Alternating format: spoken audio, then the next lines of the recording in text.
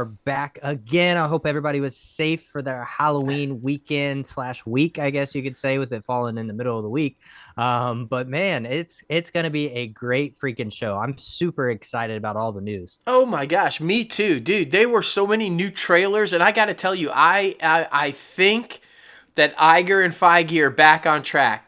I'm just saying, have you guys seen the freaking trailer for Echo? Anybody that was worried about Echo, don't be. I'm so glad they went back and fixed this shit, because woo boy, it's exciting, man. Yeah, I mean, a lot of heat was thrown at Marvel this past week on social media, and I went back and watched Endgame this past week, and to just remind myself of the feeling, the nostalgia of Marvel, and it's just so good, man. You want to live up to that type of hype, right? You want to keep having that type of exciting content. And I know a lot of fans have been very lackluster with a lot of their projects that have come out recently. So I'm really hoping, man. I'm really hoping they get back on track. Well, the fuck up that is Chapek is gone, and I think the ship is straightened. We'll see. I'm just like, wait, we're going to talk about it. We're going to get it. But I'm super fucking pumped for Echo. Yes, I am too. I am too. Well, let's get into this thing. Hello, everyone. So you want to start a podcast but have no idea where to start? Well, Crazy Ant Media is here to help you. We want to assist you finding your VFE. What's VFE, you ask? Well, that is your voice, your format, and your equipment. These are the three biggest essentials you need to start your podcast. All those hours watching non-stop YouTube videos or all those random website links, those are done. Just hop on a Zoom call with us and we'll talk about everything you need to know to create your own podcast and find your voice. Plus, we will send you home with a 12-page packet over everything we just discussed. It's very in-depth. It is definitely a must-need while trying to start your first podcast. Contact us at info@crazyantmedia.com today so that you can start finding your podcast voice for tomorrow. What's up, guys? Oh my goodness. Episode 240 of ITCAFpodcast. It's crazy we've been around this long. I mean, it's just such a freaking honor, to be honest. We can't thank our guests and our listeners enough because it's all because of you guys. I mean, you all are the reason why we stick around. We're obviously doing something right. So we appreciate everybody's thoughts, comments, concerns, even the ones that are negative. Because, I mean, hey, if you're not pissing somebody off, you're not doing something right. That's right. That's right. I am just thrilled that we are very soon here in the next couple of weeks getting ready to, I guess, or a couple of months. I say a couple of weeks, but close out year 6. And yeah. I mean, even the idea that we will be diving into the 7th year of this show is just crazy to me.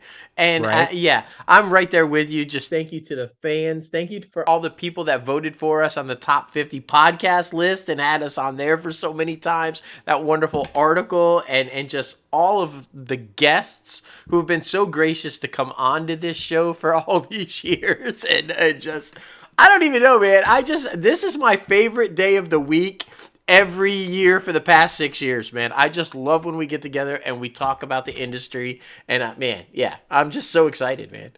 It's so good. It's so good. But of course, before deep diving into this show, we want you to be sure to leave a rating on this podcast. Comment below and tell us what you actually think about the show, because leaving a rating actually helps the show get seen by more people who enjoy entertainment news, plus those who are trying to break into the entertainment industry.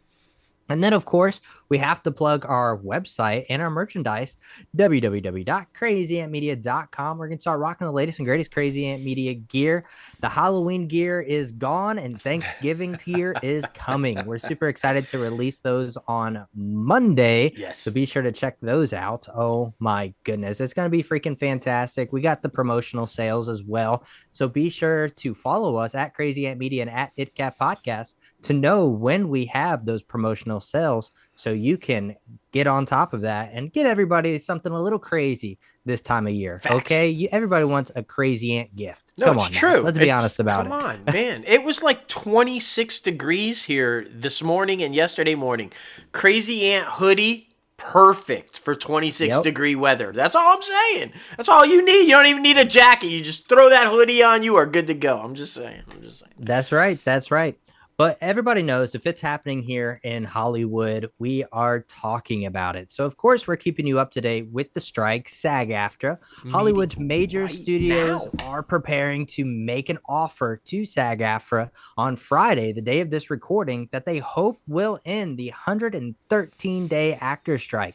Now, the Alliance of Motion Picture and Television Producers had previously warned the actors union that if a deal could not be reached by the end of this week, that networks would have canceled certain TV shows and there would be further delays in the 2024 summer theatrical releases as well.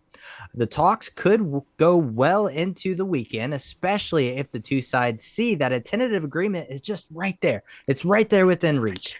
And the agreement with the Directors Guild of America and the WGA, the Writers Guild, of course, was finalized on a Sunday. So, I mean, you got to keep that in mind. Of course, in June and on a Sunday and in September on a Sunday, respectively.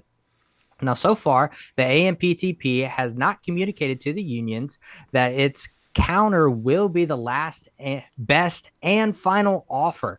That is a term of art in labor negotiations, which is meant to indicate that the employer will make no further confessions or of any significance. But given that SAG-AFTRA is already on strike, the union could simply refuse to accept it and then, of course, remain on strike. Now, SAG-AFTRA has said that it made a counteroffer last Saturday and has been waiting since then for a response from the studios and AMPTP. The union also gave a 3-hour presentation on Wednesday on its latest proposals of AI, artificial intelligence. The union has been holding out for certain items, including on AI, that it considers to be existential for the actors. Now, the studios have grumbled that the actors are conjuring up more and more AI scenarios and are not progressing moving forward for a tentative agreement.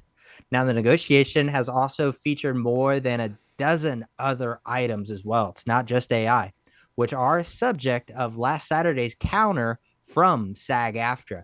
So, man, I'm just so worried. I'm so worried it's going to get pushed into 2024. And I mean, they said by the end of this week, it'll get pushed until January. I feel like they'll probably push it another week, but with the holidays coming around and everything about to slow down, I'm not hopeful. I'm just going to be honest with you. Yeah, no, so yeah, they're meeting right now, guys, as we're recording this. And from some inside sources that we're kind of hearing, I feel like they're almost there on the money. Both sides are not going to get what they want, but I feel like they've agreed to a compromise there. It's really this AI shit that's really holding them up. That's really kind of like getting it there. And but I hope it does go into the weekend if it's not today, and I hope by Sunday we do have an announcement that there's an agreement between them.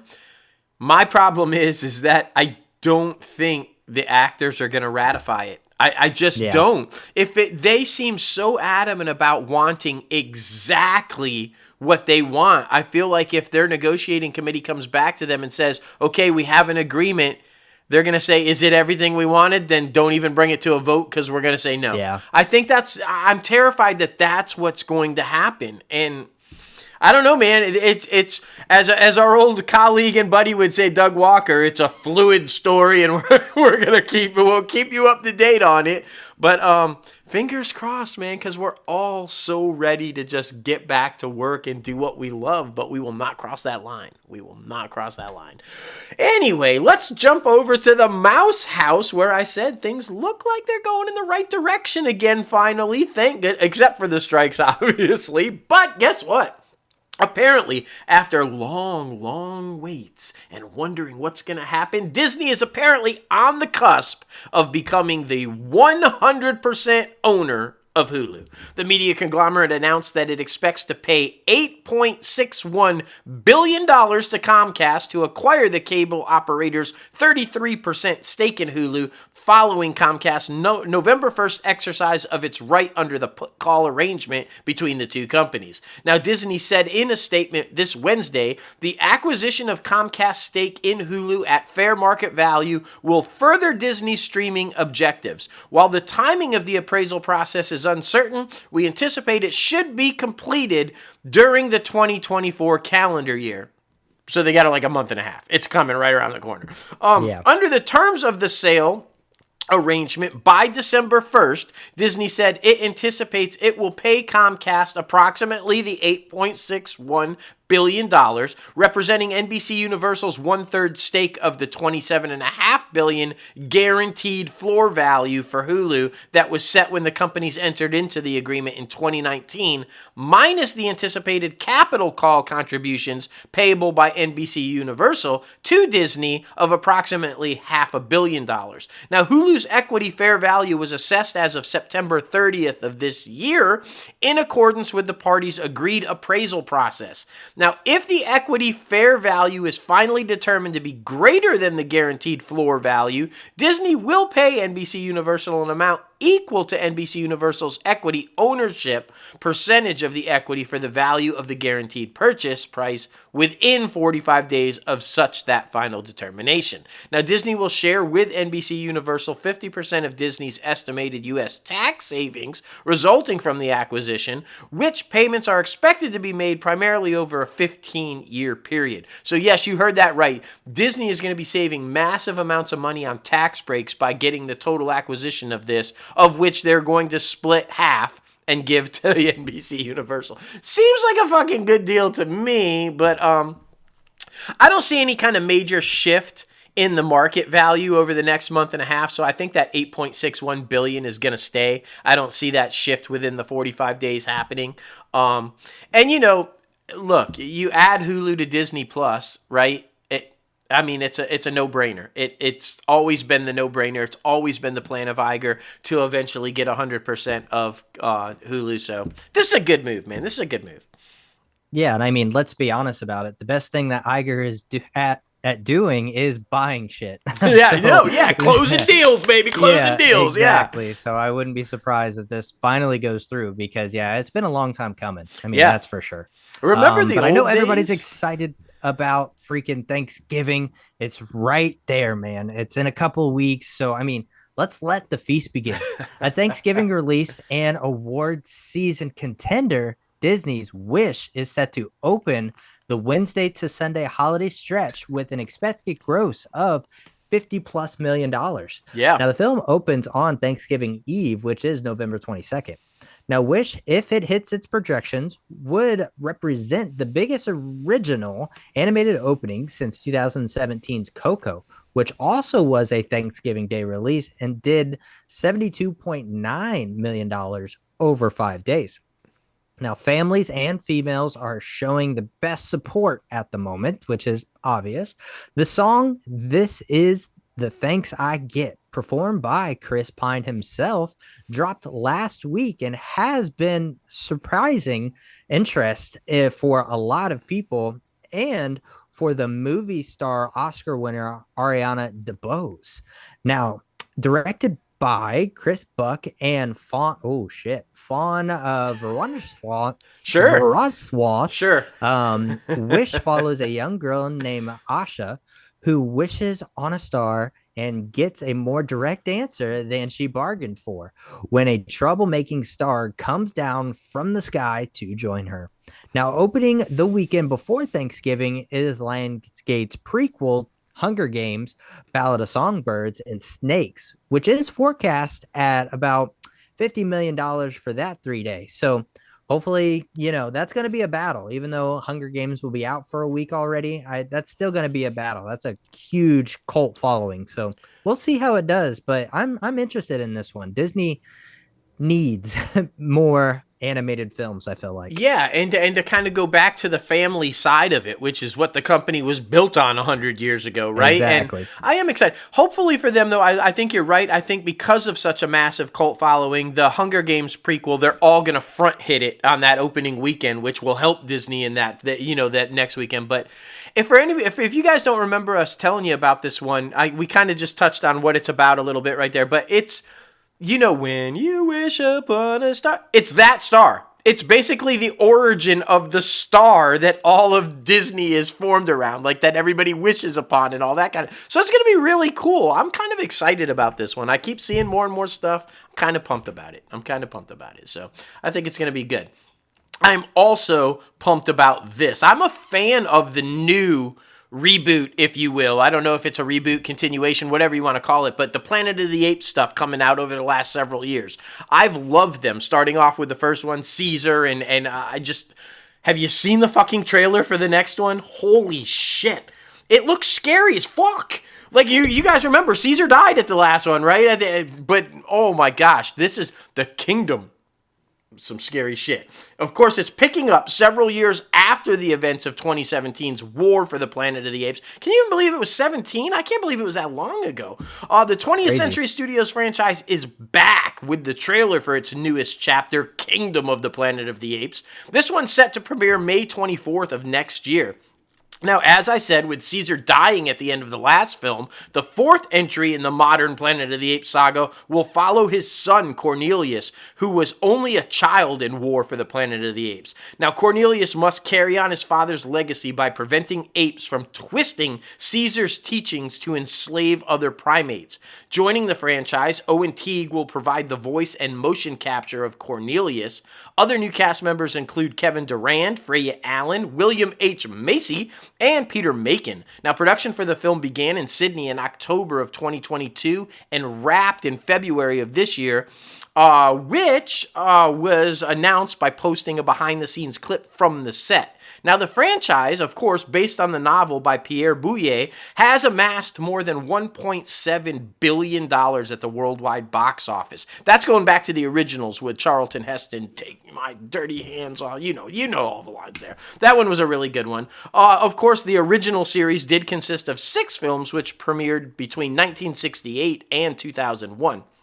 The reboot series was then announced, and its first installment, Rise of the Planet of the Apes, was released way back in 2011 already. It was then followed by Dawn of the Planet of the Apes in 2014 and War for the Planet of the Apes in 2017. Disney acquired 20th Century Fox in April of 2019 and announced more films in the franchise would go into production, and they kept their word. So, dude, the trailer, holy shit. The technologies, it's right there. It looks great, like they all have been. And yeah, it looks scary as shit. These apes are terrifying, and they're like, and the people, I think they're not doing so well with trying to not get Caesar's brainwashed thing, because they look like fucking slaves in the trailer, bro. It does not look good for the humans. That's all I'm saying. Hopefully Cornelius can fix that shit, because it ain't looking good. That's all I'm saying. That's it, man. That's it. Well, Indiana Jones and the Dial of Destiny is swinging its way onto Disney Plus very soon. Disney announced that Harrison Ford's final adventure as Indy will be available to stream on Disney Plus on December 1st. Oh. It arrived several months after it was released in theaters, which was in June 30th to be specific. In his final outing, Indiana Jones is on the search for a mystical artifact called the Dial of Destiny, which has the power to turn back time. He teams up with his goddaughter, Helena Shaw, played by Phoebe Waller-Bridge, in this latest adventure, which brings him around the globe. Also on the hunt, however, is a former Nazi scientist, Jürgen Voller, played by Mads Mikkelsen, and his right-hand man, Kabler, who is played by Boyd Holbrook. Along the way, Indy reunites with his old pal, Salah, played by John Reyes Davis, and an old flame, Marion Ravenwood, played by Karen Allen. The cast also includes Antonio Banderas, Toby Jones, Shantae Renee Wilson, Thomas Ketchum, Olivia Richards, and more. Indiana Jones and the Dial of Destiny opened with a middling reviews and ended up only making $383 million worldwide at the box office. I know this one was kind of interesting. And I mean, it was very middle of the road and it didn't seem like it really impacted the box office. So, I mean, did you see it in theaters or are you I going to did wait not. That's what I streaming? was just going to say. I'll be honest. I did not see it in the theaters. I am a big indie fan. There's been a couple of hiccups within the series, but I feel like, I was excited to see this one, but didn't make it to the theater. So I am going to watch this, and I am going to leave a Letterboxd review if you follow us on Letterboxd, because I am excited to see how they close this bad boy out. So, and again, we talked about this a little bit last week. It's like, the fact that we call a $383 million gross at the worldwide box office a subpar performance or a failure. It's like it's almost $500,000. It's just crazy to me that is a disappointment. It's just nuts to me. But that's all right. It's okay. It's all right. So, all right, you guys heard me talk about it in the tease and at the top of the show. And here we go. Holy shit. The Marvel series Echo, which debuted its inaugural trailer today, guys, as we're recording this bad boy, and premieres on January 10th, contains several firsts for the company, and they're exciting firsts, let me just tell you. It's the first Marvel Studios production that will debut simultaneously on Disney Plus and Hulu. And I just want to put this out there before I keep going. If you're going to watch it on Disney Plus, you are going to have to put in your adult code, because trust me, it's not going to let you watch it on the regular Disney Plus. You're going to have to put in your code. The first that will have every episode available to binge at once, instead of how they normally come out every week. And here's the good part, guys. Here's the one I'm most excited about. It will be the first Marvel series to be rated TV mature. Woo. If you've seen the trailer, you know why. And most importantly now, to director and executive producer Sidney Freeland, it is the first superhero series ever to center on a deaf and Native American character. Maya Lopez made her debut, of course, in 2021 series Hawkeye. This series largely takes place after the events of Hawkeye, but Freeland said it will also track how a seismic event in Lopez's family and the ensuing trauma leads to the character known as Echo on her path toward Wilson Fisk, aka the Kingpin, and turning her into a villain. And he made it clear she is a villain. Don't read whatever you read in Hawkeye. Don't read a little bit of what you see in this trailer. She is a villain. I'm so okay. My quick interpretation: think John Wick, Samurai, and Netflix's Daredevil. That's what this fucking thing looked like. It looked so badass. And one of my favorite scenes, two of my favorite scenes in the Daredevil series, is when Wilson has got that guy's head in between the door and he's just fucking wailing on it, and just tearing his head off basically. And the other part where he kills Ben Urich and he's just holding him and he's just relentlessly beating him to death in his face. He fucking does this to a hot dog vendor. Like, that in the trailer, this little hot dog vendor makes fun of Echo. He can't understand her. She's trying to sign, and he's like, I don't understand you, kind of a thing. And fucking Kingpin don't like it. He fucking gets out, and he goes up, and he fucking grabs that dude, and just, and you see it. The blood's going all over his white suit, Kingpin in the white suit. Then he's got his bloody, trembling hand, and fucking Echo's looking at him. He's like, don't be scared. It was so fucking violent. Right then I knew Marvel's okay. They're back on track. They're fixing this shit. This is the Kingpin we want to fucking see. This is the world street level, dark, dirty, gritty Daredevil and if you blink, you miss him, but he's in there. Watch the trailer. You'll catch him. He's in there. Dude, I'm just so fucking pumped. I'm so pumped because everybody, I think, was worried because of the little comedic side that we saw with Daredevil and She-Hulk. Everybody's like, oh, fuck, what are we going to get? Kind of a thing. Don't fucking worry. Like, this is going to be badass. That's all I'm saying. It's going to be badass. Yeah, I'm pretty excited for it. And yeah, it is going to be interesting to see how everything continues moving forward. I mean, like I said, I'm super hopeful, but also super terrified. But not DC terrified. I'll say that. I'm not DC's terrified. Well, you remember in Hawkeye when his eye got fucked up? It's like it's fucked up. And that follows, if you guys are comic book geeks, you know that follows a storyline in the comic books with his fucked up eye. Just saying. Dude, I'm pumped. And I'm just gonna admit it, and then we can move on to the next one, because I'm not excited about the next one. I'm gonna watch fucking all 10 episodes in one fucking night. Dude, when the first Daredevil came out, I couldn't stop fucking watching it. I was like, holy shit. So yeah, I'm gonna be the same way on this one. It's gonna debut, and I'm just gonna, and then it's gonna suck, because it's gonna be over, and then I'm gonna be like, fuck, why didn't I stretch this shit out? That's why you don't go through that, man. But I'm going to. Anybody who's a listener to the show, be warned, because I'll probably be posting the fuck out of it. So just don't, just ignore me, mute me, whatever, because I'm going to be excited. That's so funny. Oh my goodness. Well, Prison Break, yes, the cult fandom Prison Break is back for a new series. Well, kind of. It's set in the same world as the beloved drama that is being developed by Hulu. Now, Mayans MC co-creator and showrunner Elgin James is writing for the show, which is in early stages of development via his Shira Drive banner. The new installment via 20th Television is not expected to feature the characters at the center of the original jailhouse drama, Michael Schofield and Lincoln Burrows. Now, Prison Break ran for 5 seasons on Fox and spawned a TV movie, Final Break. And it was a low-budget spinoff, Prison Break Proof of Innocence, which was exclusively available on mobile phones. The series also inspired a game, online webisodes, and a magazine, also a novel. Well, Prison Break follows Lincoln Burrows, who has been sentenced to death for a crime he did not commit, and his brother Michael, who hatches a plan to help Lincoln escape prison.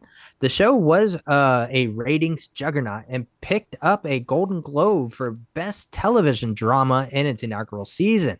Now, the series also starred Robin Tunney, Peter Stormare, Amori Nosker, Marshall Almond, Wade Williams, and Paul Alstein. It was executive produced by Alstein, Moritz, Matt Olmstead, Kevin Hooks, Don Peruse, and Brett Ratner. James executive produces alongside Don Olmstead, Prison Break creator Paul Schrig, Martin Alstein, and Neil Moritz. So all those people I just named as the cast, yeah, they're not going to be in it. But those are the ones from the original. But yeah, again, man, more reboots, more revisions of the same universe, blah, blah, blah, blah, blah.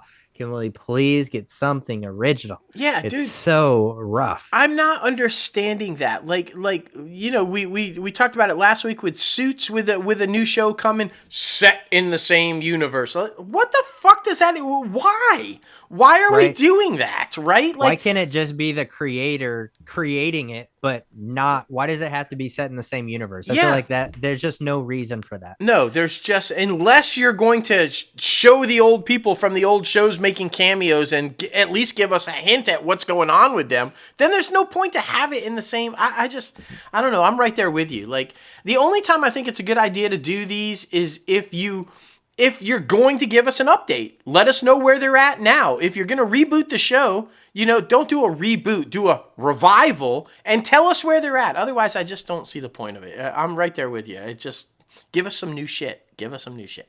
I am beyond fucking excited for this next one, because as you guys know, you lifelong 6-year followers of us, I'm old as shit, and I'm around to remember the Richard Chamberlain miniseries, Shogun, way back in the day, that was also based on this.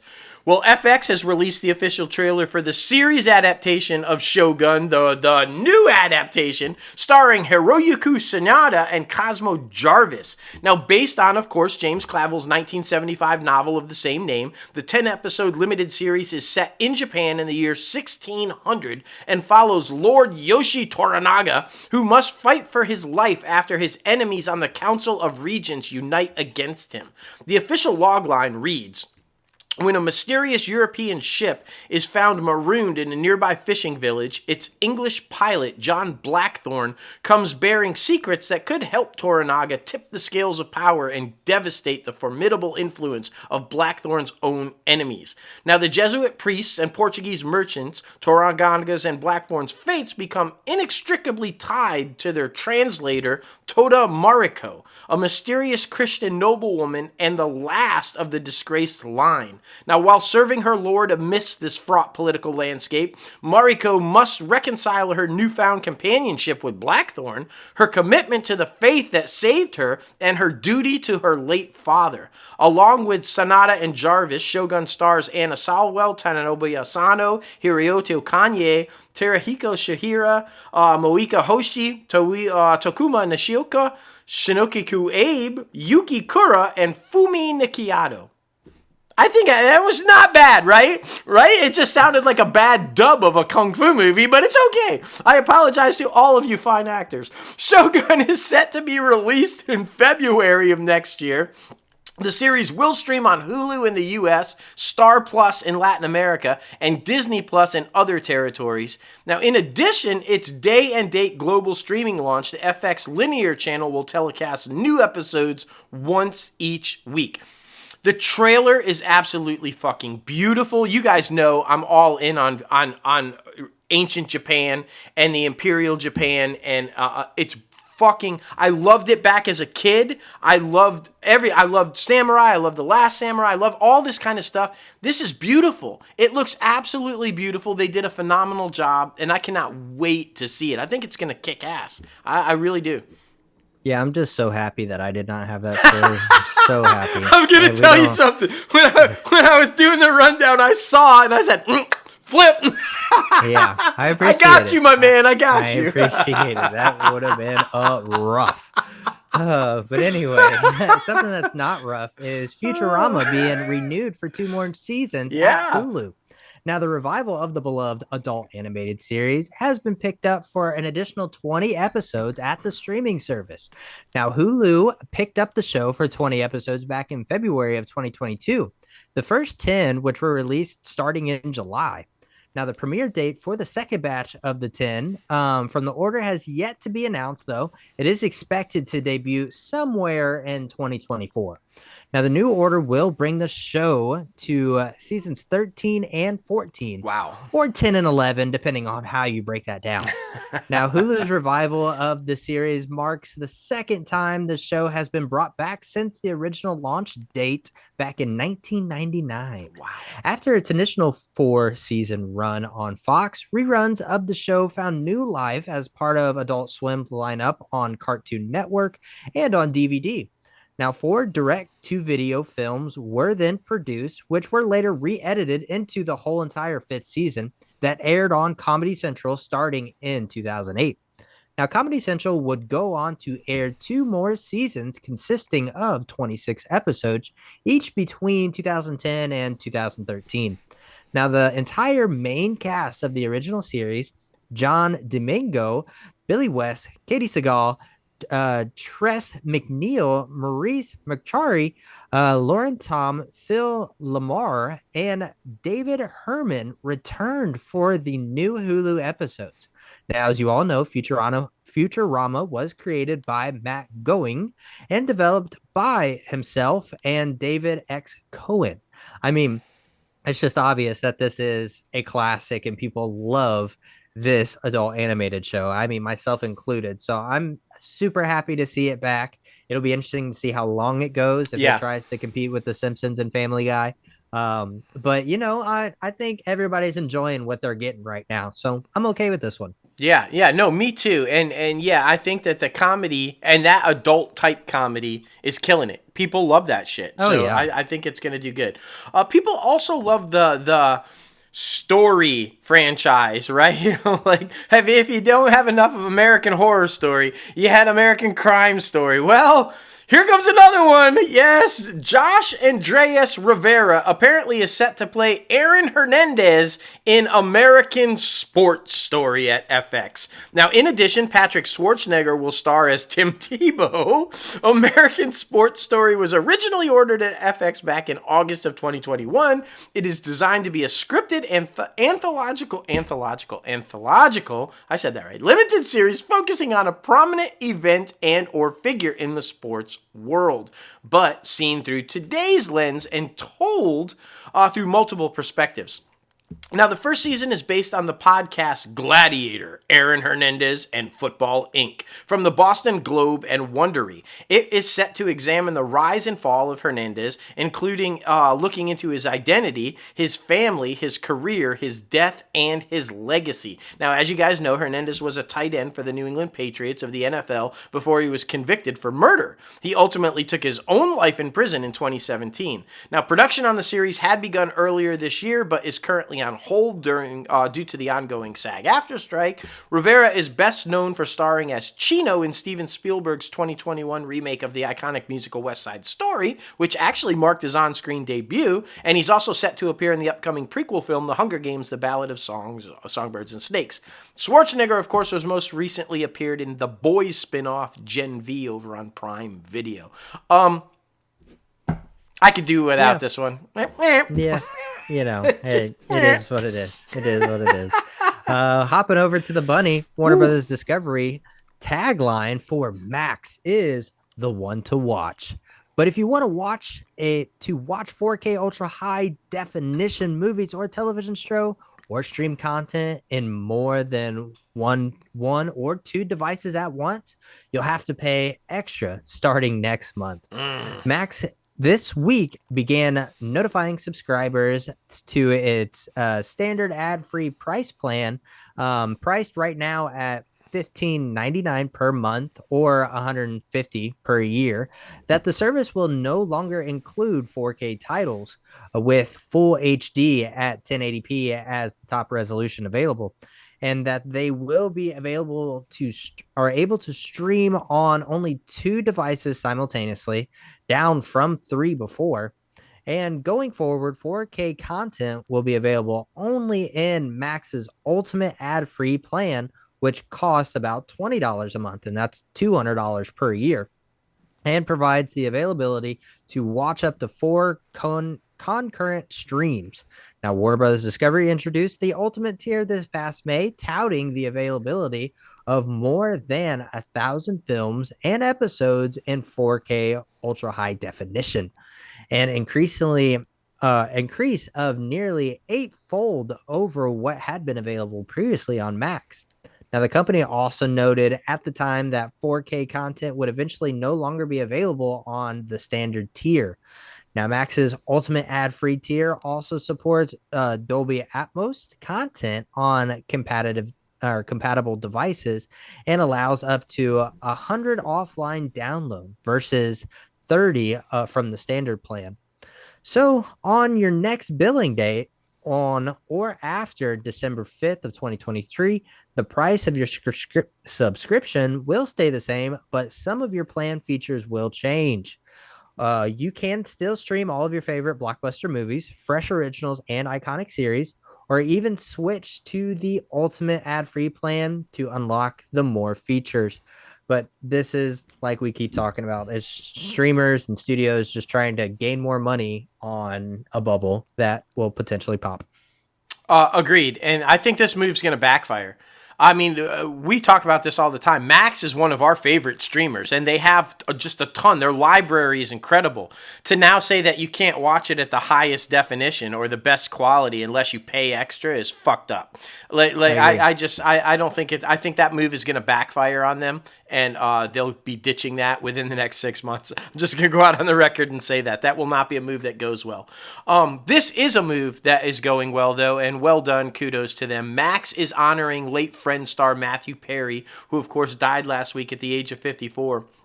with a tribute card at the start of each season of the sitcom on the streaming platform. It reads, "In memory of Matthew Perry, 1969 to 2023."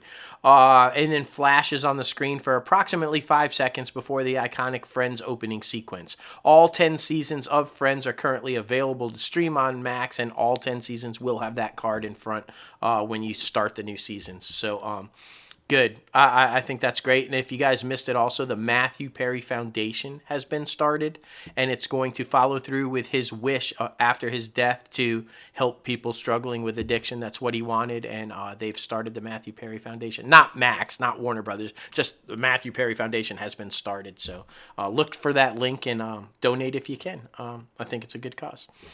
Yeah, for sure, man. For sure. I mean, they did that quick too. They It was did. like literally day of or the day after. Yeah. So yeah, kudos to them.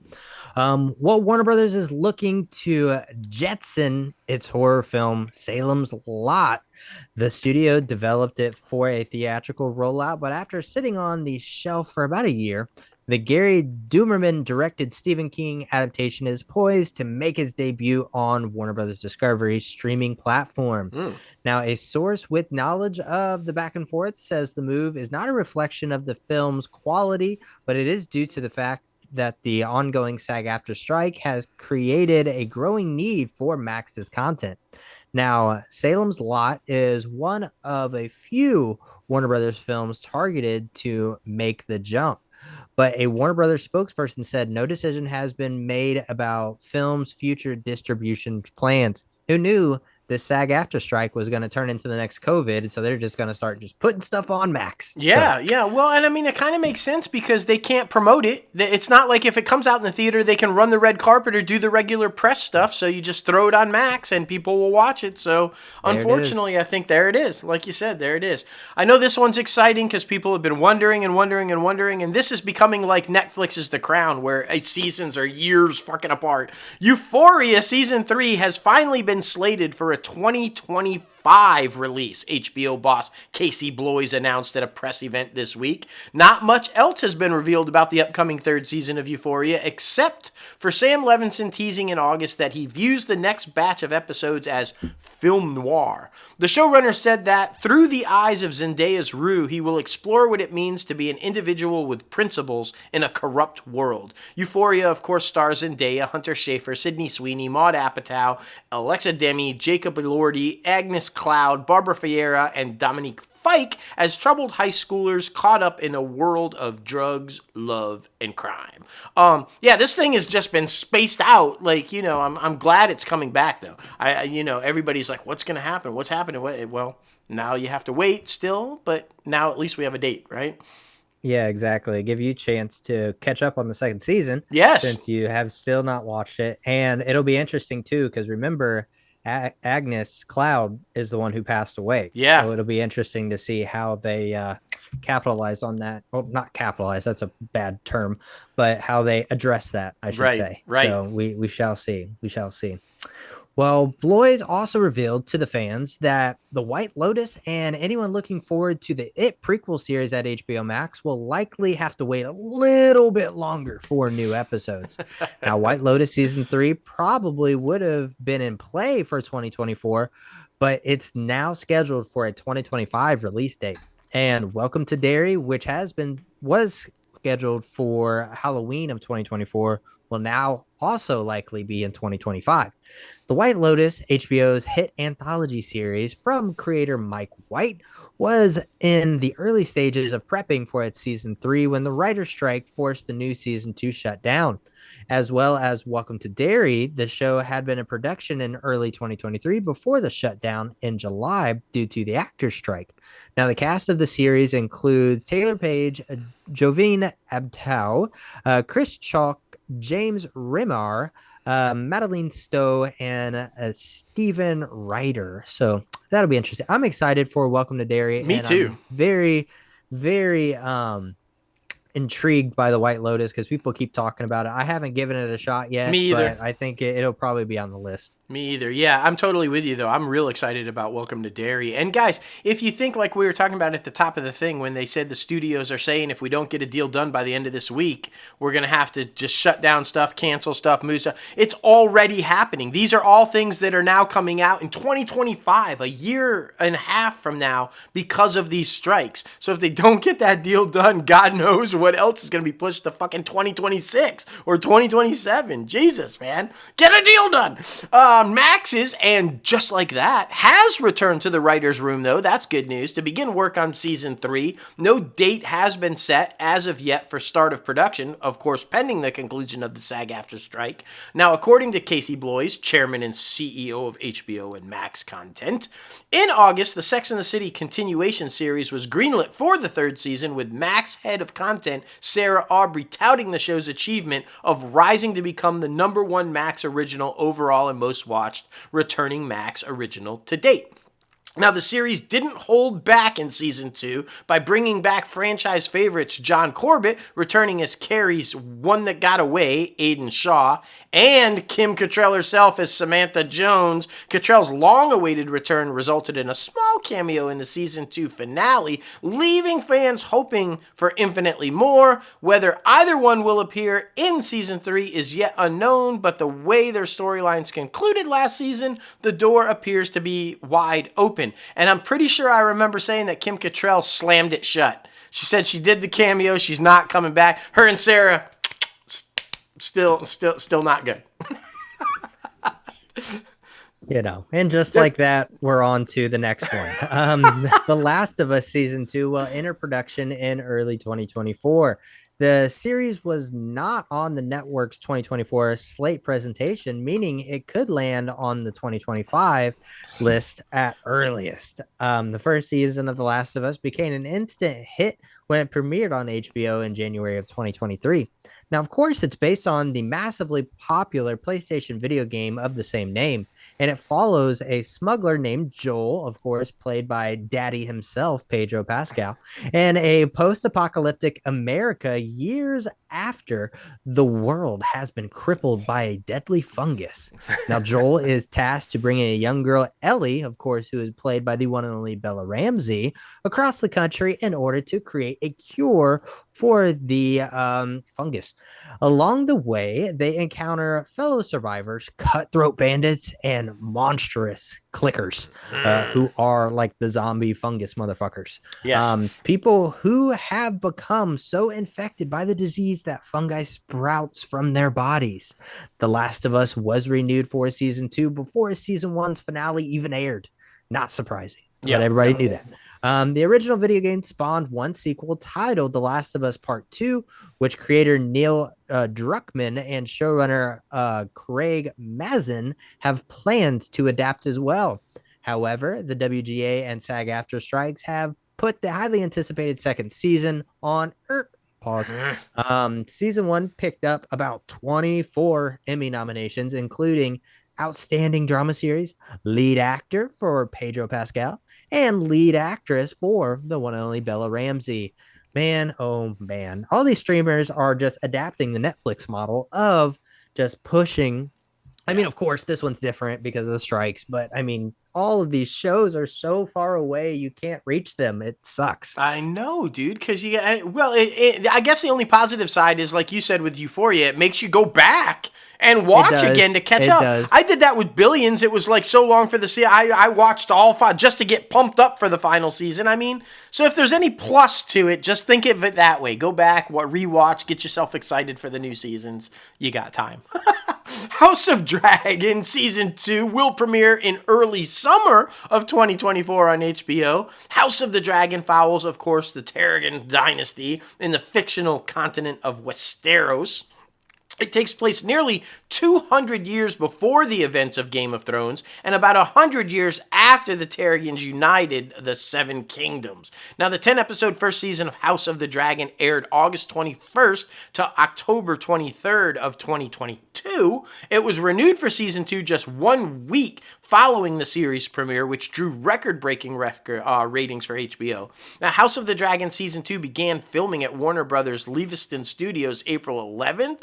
Filming was unaffected by the Writers Guild of America strike, which began May 2nd, and the SAG-AFTRA strike, which began July 14th, because scripts were completed before filming began. That meant writers were not working on the House of the Dragon during the strike, although showrunner Ryan Condal remained on set in producing-only capacity. Now, additionally, the production's actors are under contract with UK Guild Equity, not SAG-AFTRA. We also know that Game of Thrones spin-off A Knight of the Seven Kingdoms, The Hedge Knight, will also begin shooting next spring, pending the end of the ongoing SAG-AFTRA strike. I like how we're kind of pointing out that the actors of all that show are under the UK Guild instead of SAG-AFTRA. But if you guys have been following along, we've been kind of hinting they want the same shit too. They're likely to go on strike also. So that might not mean anything. They might still be on strike. Who knows?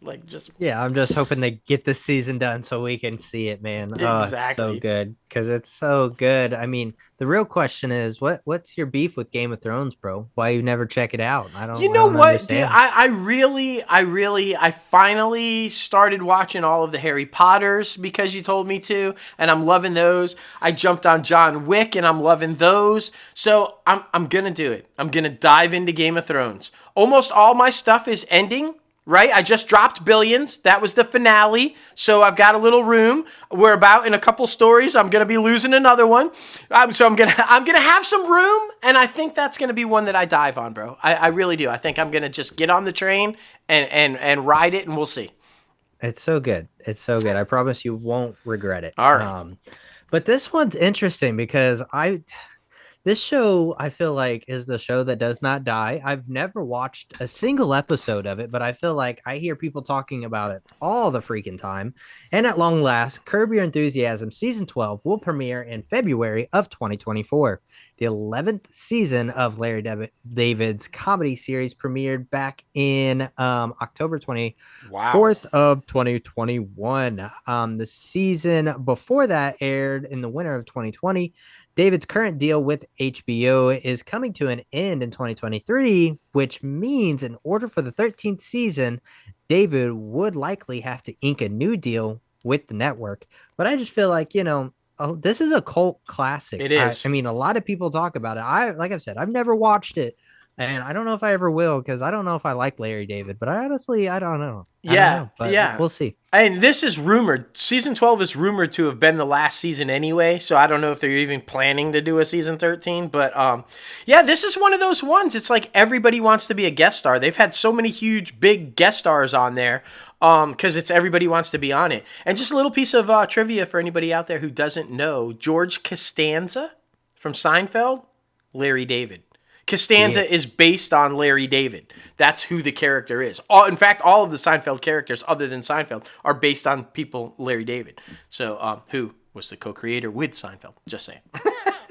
This one, we knew it was coming, but it still breaks my heart. It makes me sad. The upcoming 4th season of the CW's Superman and Lois will be its last. The series' final 10 episodes are set to air in 2024. The conclusion, as I said, was expected. However, as DC Studios heads James Gunn and Peter Safran indicated to the press in January that they expected the series to run for only about 1 or 2 more seasons. Now, Superman and Lois premiered in February of 2021 and stars Tyler Hoechlin as Clark Kent, aka Superman, and Lizzie Tulloch as Lois Lane.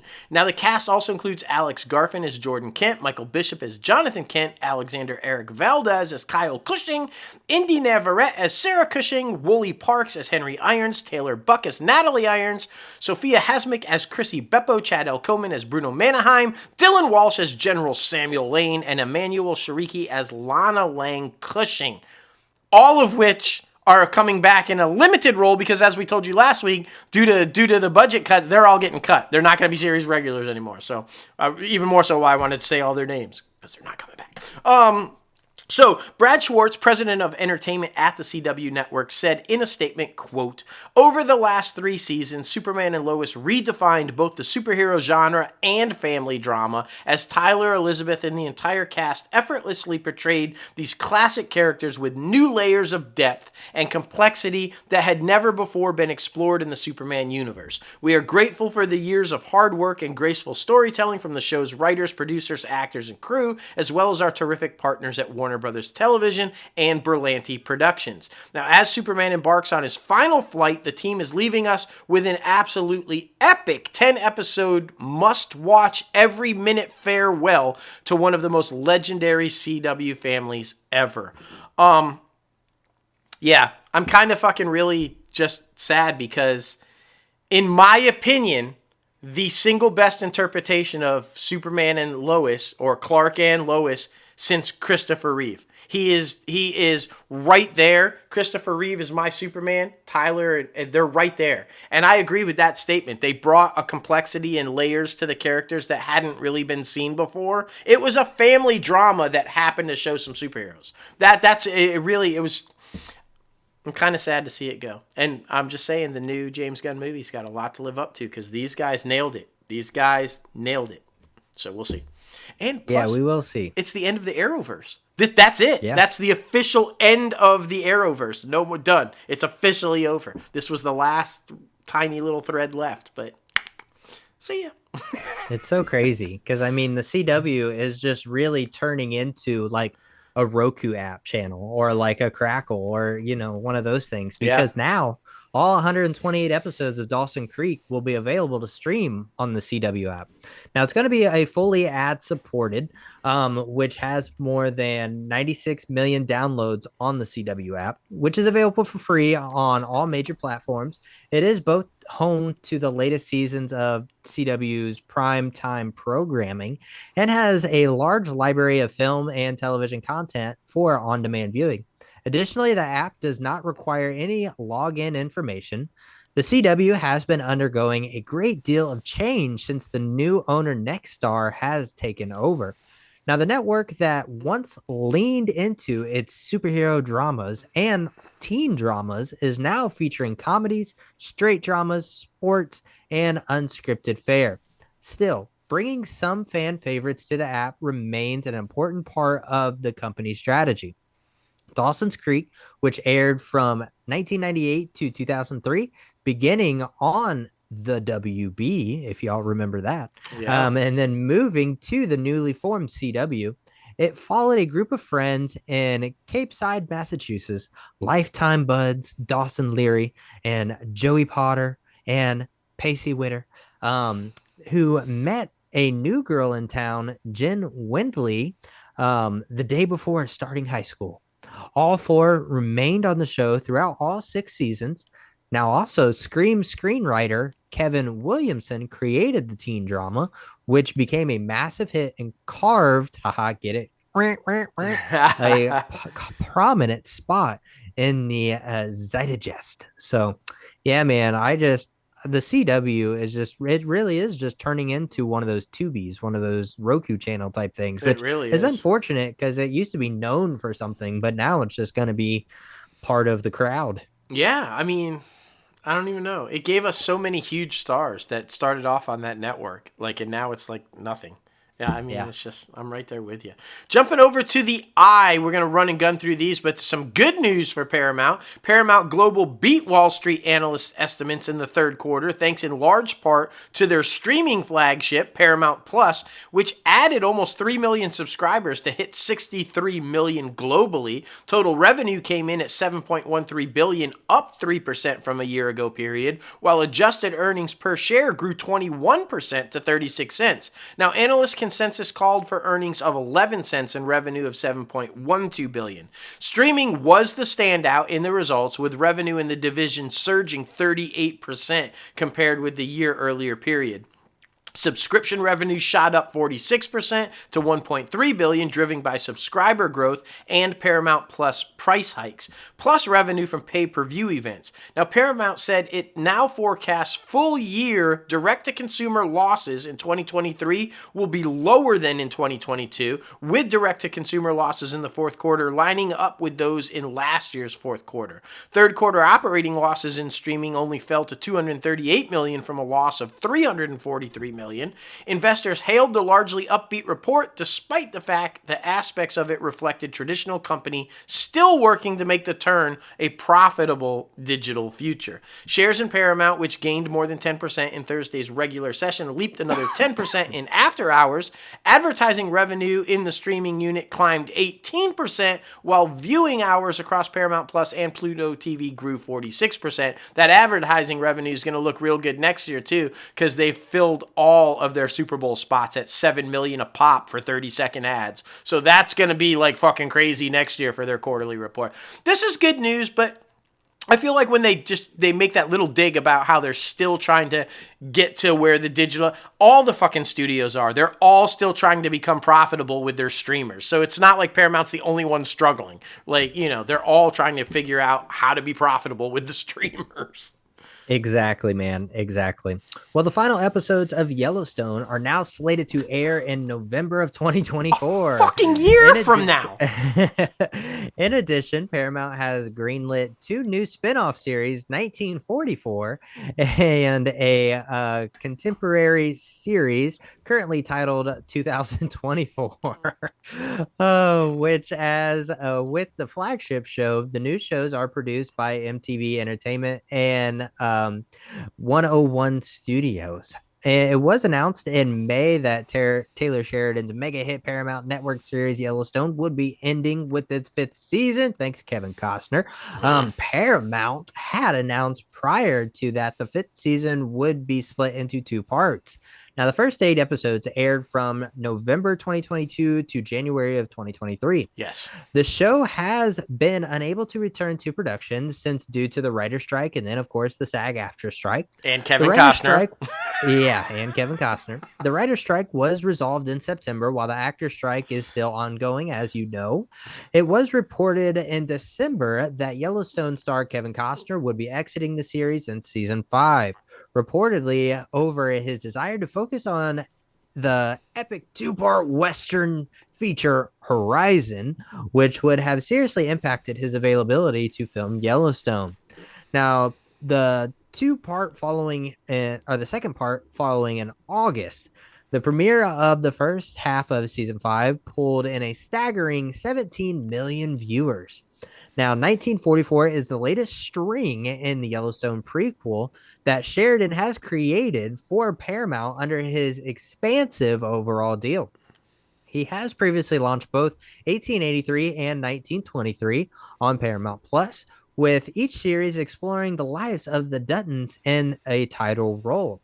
But no plot details are available for 2024 other than it's expected to begin airing following the conclusion of Yellowstone, probably starring Matthew McConaughey. According to an individual with knowledge of the series, it will feature new cast members and locations with some crossover characters as well. With the announcement of the flagship show would be ending with season 5, Paramount had already announced its new contemplative series that set in the Yellowstone world that would originally meant to begin airing in December of this year. It was previously reported that Matthew McConaughey was in starred to talks to this series, but we never really found out if they locked in that deal or not. So it'll be interesting to see what happens, but this shit's so funny, man. Yeah, and I love how they tried to blame it on the strikes. But when we all know they were able to go into production and finish that second half well before the strike started, it's just Costner wouldn't show up. So, literally. You know, I mean, come on. You got to put the blame where the blame is due there. I can't believe it's going to be 2 years between watching the first half of fucking season 5 and the second half of season 5. And the first half was so fucking good. But I got to tell you, though, they were planning on killing Dutton anyway. If you watch the first half, it's clearly going that way. Either Jamie or Beth are gonna fucking kill him. But it's like, you know, it was, yeah. So anyway, I know you're probably really excited about this next story. CBS announced it will launch its newest late night entry, now titled After Midnight, in early 2024. And so they did name a host. They said Taylor that Tomlinson. Yes, I know you're you're just gonna love it. It's gonna serve as an updated version of At Midnight, which was a game show that focused on the latest trending topics served up on digital and social media. The program, which followed The Daily Show and The Colbert Report from October of 2013 to August 2017, relied heavily on coterie of guest comedians who would interact with host Chris Hardwick. Yes, that Chris Hardwick, guys and gals.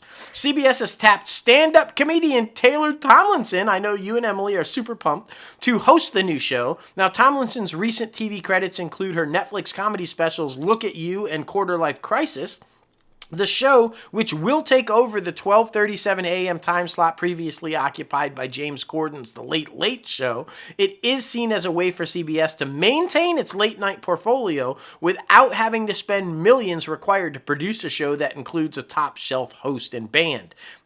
That's not very nice. She's kind of a top shelf host. Like, what? That's not very nice. Right. Jack Martin, showrunner of all 4 seasons of At Midnight, and Eric Pierce will serve as co-showrunners and executive producers. Comedian and writer Joe Firestone will be co-executive producer, and head writer Alex Wells will also serve as a co-executive producer. She's banking. She's already a huge hit on Netflix, and she's got stuff in the works. So they better be careful by not giving her credit where credit is due, because she's going to be a top-tier host, and then she's going to want money. So you better treat her nice. You know, that's what I'm saying. Just saying. Yeah, super exciting. Had the pleasure of meeting her. She is an absolute gem and deserves all the success in the world. So, yeah, we're really pumped for her. Really pumped for her. And, I mean, she's only like 27, 28. Yeah. So, I mean, kudos to her. Killing it. Well, ahead of the 60th anniversary of President Kennedy's assassinations, doctors who treated him in that fateful day in Dallas are disclosing details that call into question the lone gunman explanation for the shocking crime.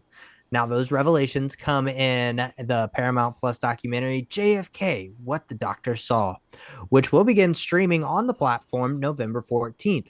Now, Barbara Scherer from Loving Elvis directed the film, which includes new interviews from 7 physicians who attended to the gravely wounded president in the emergency room at Parkland Hospital on November 22nd of 1963. Now, Paramount Plus said in a release, and never before seen footage from this reunion, the doctors share in vivid detail their indelible memories of what they did and saw in the trauma room. Several of those doctors there that day remained certain that what they saw looked like an entry wound, a bullet hole in JFK's throat. An observation that contradicts what Americans have been told by numerous official investigations. This revelation would indicate that someone shot the president from the front, challenging the decades-old government narrative that Lee Harvey Oswald acted alone. Now, JFK, What the Doctors Saw, also examines inconsistencies and gaps that plagued the official autopsy, raising even more questions about how many bullets hit the president and what damage they caused, leaving viewers with the looming question, was there more than one shooter? Oh, man, the conspiracy theorists are out. Oh, my goodness. Hey, look, if these are legit doctors, which apparently they are, and they're saying that there was a bullet hole in the neck, and we all know that, I mean, he got shot in the back of the head. If that's true, I mean, maybe there was more than one shooter from the grassy knoll. I don't know. I definitely plan on watching it, though, because I'm a history and politics buff, and I'm going to watch. Not a conspiracy theorist, though. I just want to see what the doctors have to say. So, it's okay. You can tell the world that the earth is flat. It's fine. No, it's fine. It is? Holy shit. No, my gosh. No, that sucks. I'm not taking any boat trips. I'm not real fond of this next one. I don't think I'll be watching it. Paramount Plus has released the first full trailer for Good Burger 2. In the trailer, which can be seen this week, it came out this week, Dexter and Ed learn that the evil Megacorp is planning to put Mega Good Burgers in cities all over the world, staffed entirely by robots. The film was originally announced back in March and is set to debut on Paramount Plus on November 22nd. Along with Thompson and Mitchell, the cast for the sequel includes Lil Rel Howery, Jillian Bell, Camilla Fairburn, Alex R. Hibbert, Fabrizio Guido, Elizabeth Hinkler, and Emily Hinkler as Cindy and Mindy, and Annabelle Grates as Ruth. The film will also feature original Good Burger cast members Josh Server, Lori Beth Denberg, and Carmen Electra. Now, Nickelodeon Studios is producing the film. Kevin Koplow and Heath Seifert, who co-wrote the original film and worked on All That, serve as writers and executive producers on the sequel. James III is also a writer on the film. Phil Treville serves as director. Now, Good Burger originated, as you guys know, as a sketch on the Nickelodeon series All That, in which Mitchell starred as Ed. It was then spun off into a 1997 film. It proved to be a box office success, oddly enough, grossing just under $24 million against a reported budget of only $8 million. It has gone on to achieve cult status, with Mitchell and Thompson obviously reuniting for a Good Burger sketch on The Tonight Show back in 2015, and subsequently stating over the years that they were open to a new iteration of the film. Mitchell also appeared as Ed in the All That revival series in 2019. I never watched All That. I never watched Good Burger, and I'm not watching this one.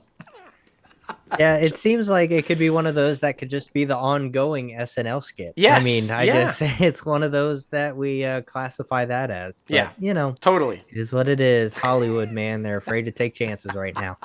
NBC Universal, Five Nights at Freddy's scared up about $80 million at the domestic box office in its first weekend of release. Universal and Blumhouse released the film, which landed simultaneously on Peacock. With Monday's final figures, Five Nights at Freddy's has tied Disney's 2021 Marvel adaptation or adventure Black Widow. 80 million in theaters and 60 million on Disney Plus for Black Widow as the biggest opening weekend for the day-to-date streaming release. Though Disney reported the initial digital sales of Black Widow, which costs an extra $30 to rent on top of your monthly subscription fee. Everybody remember that? Mm-hmm. Well, NBC Universal didn't share their tangible streaming metrics for Five Nights. However, the company claimed that Five Nights at Freddy's has been the most watched and biggest subscription driver on Peacock since it dropped on October 26th. Five Nights is still available at no extra charge on monthly subscribers. The film added another $52 million at international box office for a scary good global start of $132 million. Among its many early box office records, it also stands as the highest grossing opening weekend for Blumhouse. So that's exciting. Yeah.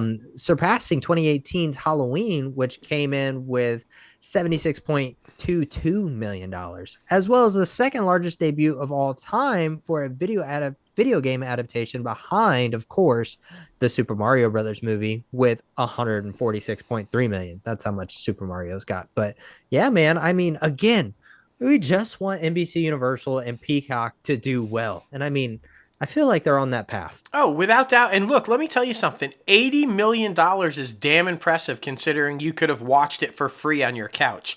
I think it would have beat Super Mario Brothers $146.3 million because that was not available. You had to go to the box office to watch that. If this thing wasn't on Peacock for free, I think Freddy's might have taken the 146.3 record.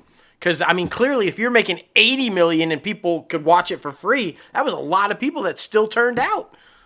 Yeah, man. I mean, what do they say? How many licks does it get to the end of the Tootsie Pop? The world may never know. Yeah, no, that's true. That's true. I mean, would it or would it not? We don't know. One thing we do know, I'm gonna go out and make a bold statement here because I think this is pretty much a given. This move is being made for one reason and one reason only: to get Oppenheimer the $1 billion at the box office. They wanted to cross the $1 billion. Christopher Nolan's Oppenheimer is returning to IMAX screens for a 1-week encore presentation. Restoration. The blockbuster historical drama will be back on the biggest screen starting today, including 6 IMAX 70mm film locations. AMC City Walk Stadium, 19 in Hollywood, California, AMC Irvine Spectrum in Irvine, California, AMC Lincoln Square in New York City, AMC Mediterranean 16 in San Francisco, BFI London in the United Kingdom, and Melbourne Museum in Australia. Now, these premium screens were the first to sell out during the film's initial box office run. The re-release comes at a quiet time for the box office without any major releases on the calendar for the upcoming weekend. Disney's superhero adventure, The Marvels, will claim most of the IMAX footprint when it opens up on November 10th. Now, Oppenheimer, starring Cillian Murphy as the so-called father of the atomic bomb, has already earned a staggering $946 million at the worldwide box office. It's the third highest grossing movie of the year, as well as the second highest grossing R-rated film in history. It's going to become the highest grossing R-rated film in history, and I think it's going to move up to the second biggest for the year, because 46, it needs $54 million, guys. 54. It's going to be the only film that's opening, really, that's no competition, and it's for a week, and IMAX tickets are more expensive. I'm feeling pretty confident it's going to get the $54 million, and it's going to hit $1 billion, which... Oh, yeah. It for should. Sure. Completely agree. Well, Ryan Gosling hits the crash pad in an all-new trailer for David Lynch's thriller, The Fall Guy. Yes. Now, based on Glenn A. Larson's 1980s television series of the same name, the film stars Gosling as Colt, a stuntman on the hunt for his missing movie star he once doubled for. Now, the film also stars Emily Blunt as Gosling's ex-girlfriend Jodie and Aaron Taylor Johnson as the AWOL star. Now, the original television series, The Fall Guy, ran on ABC for 113 episodes from 1981 to 1986. It starred Lee Majors as Colt, a role now helmed by Gosling, and Heather Thomas as Jodie, who is now played by Blunt. The show followed Colt as a stuntman by day and a bounty hunter by night, who used his skills in auto stunts to capture criminals. Now, Majors is set to make an appearance in the upcoming film, so that's cool. Supporting them in the film is Stephanie Hsu from Everything Everywhere All at Once, Winston Duke from the Black Panther franchise, Hannah Windingham from Ted Lasso, and Teresa Palmer from A Discovery of Witches. Now, The Fall Guy is set to release on March 1st of 2024. And I got to say, I just got to watch more Ryan Gosling movies because everything he's in sounds very interesting. Look, the trailer looks amazing. It's nothing like the television show because, like I said, he's clearly not playing a bounty hunter, but he is a stuntman, which Colt Seaver was a stuntman. But the truck, the famous truck that Colt drives, that's in it. He's driving the truck. It looks so completely different from the show, yet a full-on homage to the show, if you will, because, again, as we've stated, I'm old as fuck, and I watched the show in the 80s. I fucking loved the show one of the best theme songs of all time. It's actually Lee Majors singing it, and it's like, I'm not the kind to kiss and tell, but I've been seen with Farrah. It's true, I make my living in the movies and TV. I can sing the whole fucking thing. It's a great theme song. But, so I'm excited for this one. It looks really good, and it looks like the chemistry between Gosling and Blunt really good. Check out this trailer if you guys haven't seen it. It looks like it's going to be a good one. Universal Pictures is re-releasing, apparently, Richard Curtis's holiday classic, Love Actually, worldwide this year in a new 4K restoration. Now, the film, whose all-star cast includes Emma Thompson, Hugh Grant, which he would for Keira Knightley, Colin Firth, Bill Nye, and Liam Neeson. Wasn't he taken? Was also released on home video and digitally in the U.S. and France. Now, first released back during the 2003 holiday season, Love Actually went on to become a major worldwide hit, and in the 20 years since its release, a beloved modern Christmas classic. Yeah, it's definitely a cult classic. The film has been restored in 4K from the 35mm original negative, accessed via Universal Pictures and scanned at Illuminati in Los Angeles. Illuminate, not Illuminati. I was about to say, what? Not Illuminati. Yeah. The 4K scans were digitally restored by Silver Salt Restoration in London. Now, the film was color graded at Goldcrest London by colorist Adam Glassman and supervised by Curtis, who worked together to create the first HDR version of the film in Dolby Vision. Beginning in select global markets this November, the home entertainment re-release will include a new 30-minute featurette filmed in London of the cast and filmmakers discussing the film and reminiscing about their experiences during its production. In addition, the theatrical re-release in the US and Canada will include a new 10-minute introduction highlighting the film's most iconic moments. The new 4K restoration will be released on home video in the US on November 21st and in France on December 6th. I've watched it. I like it. It's a fun romantic comedy. It's a good Christmas movie. It's a good one. I'm not surprised it's being re-released, honestly. Yeah, cool. And I mean, speaking of the writer and director from Love Actually, Richard Curtis, well, Peacock dropped the first trailer for a new holiday comedy titled Genie. Premiering on Peacock on November 22nd, Genie follows Melissa McCarthy as Flora, the title character who comes to the assistance of a despondent Bernard, who's played by Papa Esdu. Through their unexpected friendship, the two discover how the power of love can unleash a special holiday magic. From missing his daughter's birthday to his wife leaving him to getting fired, Bernard is in need of a genie for several reasons. Oh, if my you goodness. can't tell. Well, lucky for him, he stumbles upon a jewelry box and unintentionally releases the genie, Flora, who can grant ultimate wishes. Now, Flora has been trapped in the box for over 2,000 years due to a misunderstanding with a sorcerer back in 77 BC. So, Bernard begins to show her the world she has been missing, meanwhile declaring that he needs to get his family to love him again. Now, Bernard and Flora embark on a journey to achieve that very goal in time for Christmas. Now, Curtis' screenplay, based on his 1991 teleplay Bernard and the Genie, is directed by Sam Boyd, creator of Love Life. Now, it's also starring in Genie is Alan Cumming, Denis Benton, Louise Guzman, Mark Marion, Jordan McTosh, Tate Ellington, and LeChans, one name, Prince, formerly known as. The movie is from Universal and working title, produced by Tim Bevan, Eric Flinner, Reva Marker, and Richard Curtis himself. Now, McCarthy, Caroline Zaxo, Alexander Louis, Sarah Jane Robinson, Nicole King, and Stacey O'Neill executive produced this thing. So that's all exciting. Yeah, and yeah. Technology, guys. I swear I had Do Not Disturb on, but apparently not. Hey, look, let me just say before we jump, Melissa McCarthy as a genie, I'm all fucking in. You know that shit's going to be hysterical, right?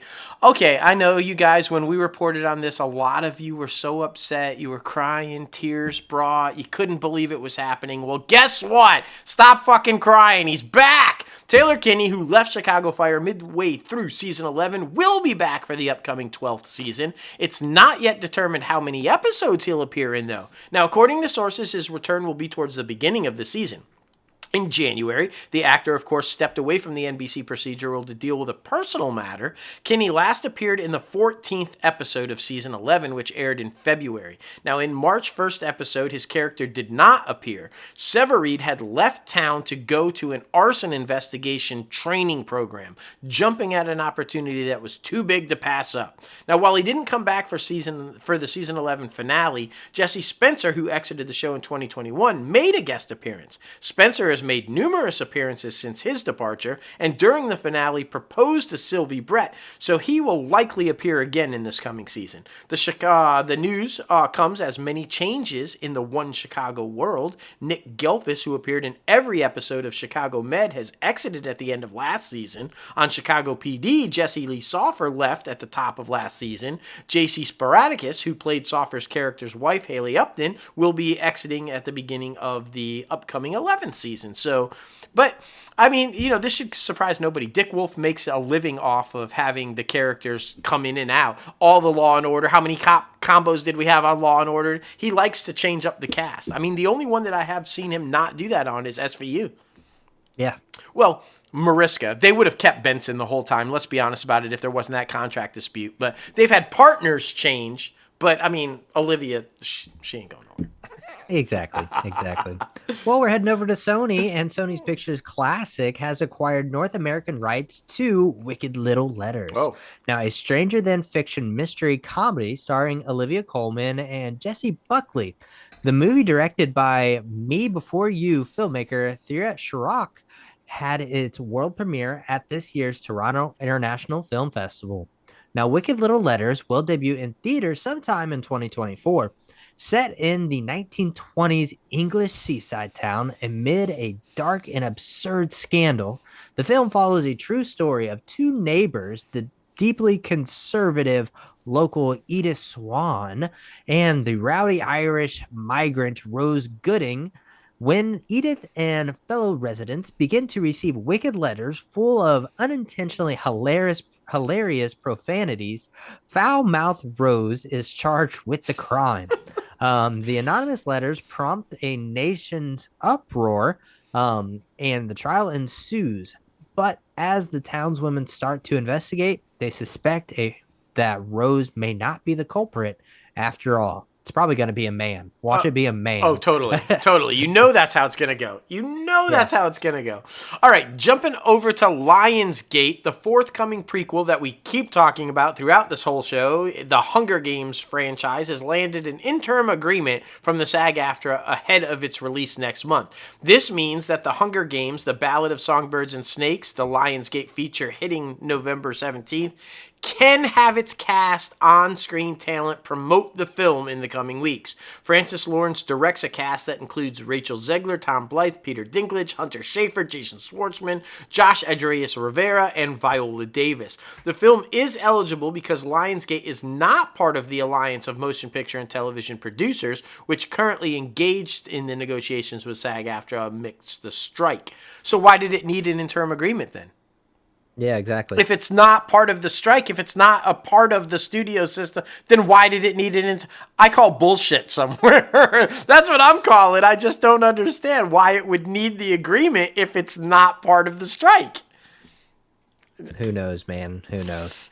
Well, Lucy Hale is set to star in Fuck, Marry, Kill, an action comedy and the latest feature from Lionsgate and BuzzFeed Studios. Directed by Laura Murphy and written by Ivan Diaz and Megan Brown, the film follows a true crime junkie in Boulder, Colorado, who must determine which of these three guys she is dating is her fuckboy, which is the marriage material, and which is the swipe right killer who has been terrorizing the city and wants to murder her.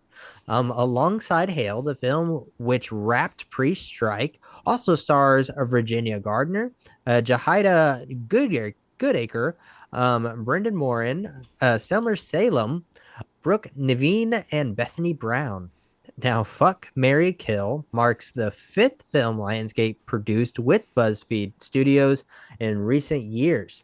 Now, their joint portfolio also includes the horror film Dear David, the dog-loving romantic comedy Puppy Love, and the LGBTQ plus romantic rom-com My Fake Boyfriend, and the gaming comedy One Up. So all very, very interesting premises. But hey, they're being original. I can't hate them for being original. No, look, fingers crossed. Fingers crossed. Come on, Lucy. I hope this one is a hit for you. God bless her, man. She needs a hit. And yeah, she needs better agents, if not. I mean, seriously. But that's a fun game. Who doesn't love playing that fucking game? Fuck, Marry, Kill, right? It's a fun game. It should be a fun movie. That I just, God, she needs a hit. Just somebody give her a hit. So we've been talking about this one, guys, for at least the past 2 years. And it looks like it's finally going to happen. As Starz prepares to separate from parent company Lionsgate in 2024, it will unfortunately reduce its staff of roughly 670 employees by more than 10%. Stars will also cease business operations in both the UK and Australia. This follows the cable and streaming company's recent exit from Latin America, as announced in Lionsgate's August earnings call. Now, at the time, the move was described as a strategic decision to focus on the US, UK, and Canada. The news of the layoffs and withdrawal came in a memo sent to staffers by Starz CEO Jeffrey Hirsch today, followed by a company-wide town hall meeting. Now, Lionsgate first acquired Starz back in 2016. Starz was set to separate from the television and motion picture group in September of this year, though the August earnings call revealed that the move was being delayed to the first quarter of 2024 because of Lionsgate's $500 million acquisition of E1, which owned by Hasbro until the transaction closes later this year, as well as uncertainties caused by the strikes. Yeah, I mean, that makes sense. You can't get rid of or disinject your company if you're still waiting to merge with the other company. I mean, that just makes sense. Exactly. Well, Ava DuVernay's untitled drama, starring and executive produced by Joshua Jackson and Lauren Ridloff, is not moving forward at Starz. Oh. The series had begun filming in Wilmington, NC in March, but was put on pause due to, of course, the WGA strike. Starz decided not to move forward with the series following DuVernay's decision to walk away after her overall deal with Warner Brothers Television came to an end in May. Now, additionally, Starz has been making multiple series changes. In September, the network axed Heels, as we've told you, and are very upset about still, Run the World, and Blindspotted. Now, the DuVernay drama, which had received a 3-season pickup, might I add, reunited Jackson and Ridloff, who co-starred in Broadway's 2018 rendition of Child of a Lesser God. The half-hour drama followed two polar opposites falling in love and battling daily challenges. One person is ambitious while the other is restless. One is ready to commit while the other debates on merits of relationships. One is black, one is white. One is deaf, one is not. Though wildly different, the two are emotionally and physically drawn to each other despite personal expectations and public assumptions.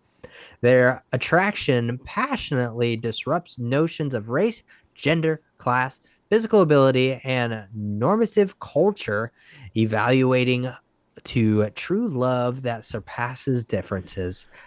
Damn, that sounds very interesting. Exactly. That is an original show that sounds fucking awesome. That is the kind of shit we need to be seeing. Somebody pick this up. All I'm saying is everything that Starz is dumping needs to be picked up by somebody else. That's all I'm saying. Joshua Jackson did really good with Dr. Death. Again, let's go to Peacock. Pick up Heels and pick up this one. That's all I'm saying, you guys. Come on. Man, yeah, the whole time you were saying that, I was just thinking, that sounds really fucking interesting. That sounds like it. What a fun couple that would be, right? That's just so disappointing, man. So disappointing. Jumping over to Amazon MGM Studios, Amazon Prime has acquired streaming rights for Sound of Freedom, this summer's unlikely and controversial box office hit. The film will be available to Prime Video subscribers in the U.S. for no additional charge on December 26th. It's already available for purchase or rent on the digital platforms, including Prime Video. Now, Sound of Freedom, as you guys know, was released theatrically in July and generated $184 million in North America and $242 million globally. It became the first independent release in post-pandemic times to surpass $100 million in the US and Canada, and currently ranks as the 10th biggest domestic film of the year. Now, religious and conservative media groups rallied behind the film, which was partially crowdfunded and backed by the Utah-based Angel Studios. The independent streaming and distribution company used unconventional efforts to promote Sounds of Freedom, including a pay-it-forward app to allow people to buy and donate tickets to others. The company framed the initiative as a way to raise awareness about child trafficking. Now, Alejandro Montevinte wrote and directed Sound of Freedom, which is based on the story of Tim Ballard, a former government agent who embarks on a mission to rescue children from sex traffickers in Colombia. Sound of Freedom stirred up some controversy, though, upon its initial release, with detractors accusing the film of embellishing the reality of child exploitation and stoking political conspiracy theories.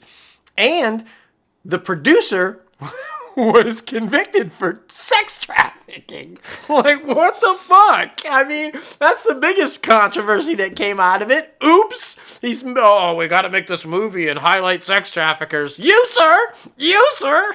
That's just so fucked up, man. That's crazy. Got to do better, man. Gotta do better. A series version of the iconic horror film Poltergeist is currently in early development at Amazon MGM Studios.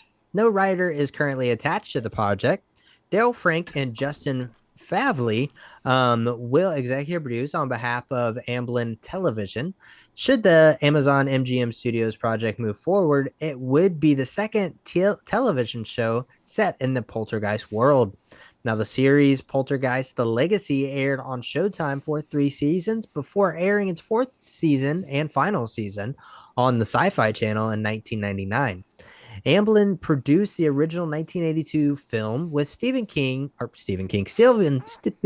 Spielberg having come up with the story, co-writing the screenplay, and producing it, of course.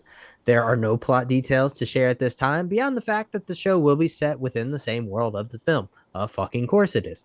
Poltergeist centered on the Freeling family who move into a new home only to discover that it is infested with a horde of ghosts. After the ghosts kidnap their young daughter, the Freelings work with a fucking spiritual medium and another person to free their daughter and escape the ghost. The original film proved to be a major success upon release. It grossed approximately $121 million at the worldwide box office against a reported budget of only $10.7 million. So, man, oh man, that profit was insane. Oh, yeah. It was also nominated for 3 Academy Awards: Best Visual Effects, Best Sound Effects Editing, and Best Original Score. Now, 2 sequels followed in 1986 and 1988. Zelda Rubinstein, who played medium Tenga Barons, and Heather O'Rourke, who played Carol Ann Freeling, were the only cast members to appear in all 3 films. A reboot of the original film was released in 2015, though. This also marks the latest attempt by Amazon to adapt well-known MGM IP since acquiring the storied studio. The streaming arm of the online retail giant is already at work on the new project based on properties like RoboCop, Legally Blonde, Barbershop, and more. Yes. Look, I'm not going to lie. Zelda Rubinstein was creepy as fuck as the medium trying to get rid of the ghost. She was a tiny little creepy one. I mean, fucking scared the shit out of me. And tragically, she died, and so did Heather O'Rourke. Heather O'Rourke tragically died in a helicopter accident, still as a little girl. So it started putting out all those rumors as like, is that fucking story cursed? Because people are dying from it. And yeah, Craig T. Nelson was the dad. I can't believe we didn't. Yeah, like Craig T. Nelson, my man. Let's jump over to Netflix. Spider-Man Across the Spider-Verse is now streaming on Netflix. Yeah! Months after dominating at the box office, the superhero sequel premiered October 31st on the streaming service, only in the US. Now, Sony Pictures, which has a licensing deal with Netflix, of course they do because they don't have their own fucking streamer, released Across the Spider-Verse in theaters this May. The animated adventure collected a staggering $381 million in North America and $690 million globally to stand as the 6th highest grossing film of the year. It managed to surpass the entire box office run of its predecessor, 2018's Oscar-winning Spider-Man Into the Spider-Verse, which only made $384 million worldwide. After less than 2 weeks on the big screen, it was able to beat that. A third installment, Beyond the Spider-Verse, opens theatrically in 2024. Across the Spider-Verse is one of several new family-friendly films to grace Netflix this fall and winter. The upcoming slate also includes the holiday charmer Best Christmas Ever, Adam Sandler's animated flick Leo, the Jennifer Garner and Ed Helms-led family Switch, and Chicken Run: Dawn of the Nugget. Look, I'm all in. I loved, if you guys haven't been following the Spider-Verse series, you need to. It's fucking groundbreaking and it's awesome. And I can't wait for the third one, honestly. Yeah, for sure, man, for sure. Well, Netflix has released a trailer for Stamped from the Beginning, a hybrid documentary and scripted feature that delves into racing in the United States. Now, Roger Ross Williams from the Apollo and Life Animated directs Ibram X. Kendi's book adaptation of the same name, with Black women scholars such as Angela Davis, Dr. Imani Perry, and activist Brittany Packnett Cunningham as the main storytellers. The documentary examines the creation and perpetuation of anti Black racism and white supremacy in America. From slavery to police brutality, Williams examines the dehumanizing historical myths that have degraded Black people. Also, he also calls out white supremacy and the myths started by white people and how mass media as well as political strategy have long painted Black people as dangerous. Williams combines voiceover, talking heads, animation, and title cards to thread his stories. Now, Kendi appears throughout the to deconstruct the myths as the women centered at the core of the documentary seek to answer the question, what is wrong with Black people? The documentary is adapted from Kendi's 2016 book.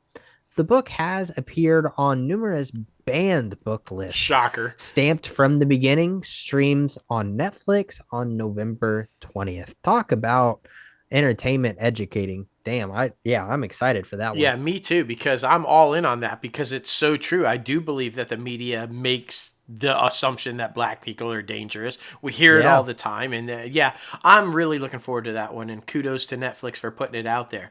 All right, let's jump over to Apple. Like we told you at the very top with the Mouse House, Disney's Wish was coming out on the 3-day Wednesday to Sunday over the Thanksgiving holiday. Well, like Disney's Wish, Apple Original Films and Sony's Napoleon is also set to open over the Wednesday to Sunday holiday stretch with a respective gross of about $24 million plus. Ridley Scott's Napoleon is tracking with older and younger guys, of course, and its 5-day opening is in the range of the Helmer's 2021 Thanksgiving launch, House of Gucci, which did $22 million. Now, Napoleon reps Apple's second mega-wide theatrical release after, of course, Martin Scorsese's Killer of the Flower Moon, which Paramount distributed. That pick opened to a solid $23.2 million in the middle of an actor strike where performers aren't permitted to promote the work. Napoleon, which began media previews this week, stars Oscar winner Joaquin Phoenix in the title role and has a 2-hour and 38-minute running time, which is much shorter. It's much shorter. So I think it's going to do pretty well. I'm excited for this one. I always like Joaquin. It looks like it's going to be pretty intense, but I'm pumped for it. Yeah, for sure, man, for sure. Well, I mean, and speaking of Martin Scorsese's Killer of the Flower Moon, the film has set a milestone crossing the $100 million mark at the global box office through Thursday. As it heads into its third frame, the epic Western crime saga is at $102.1 million worldwide, including $45.3 million domestic and $56.8 million from the international box office. The Leonardo DiCaprio, Robert De Niro, Lily Gladstone star premiered at Cannes Film Festival and began worldwide theatrical rollout in late October.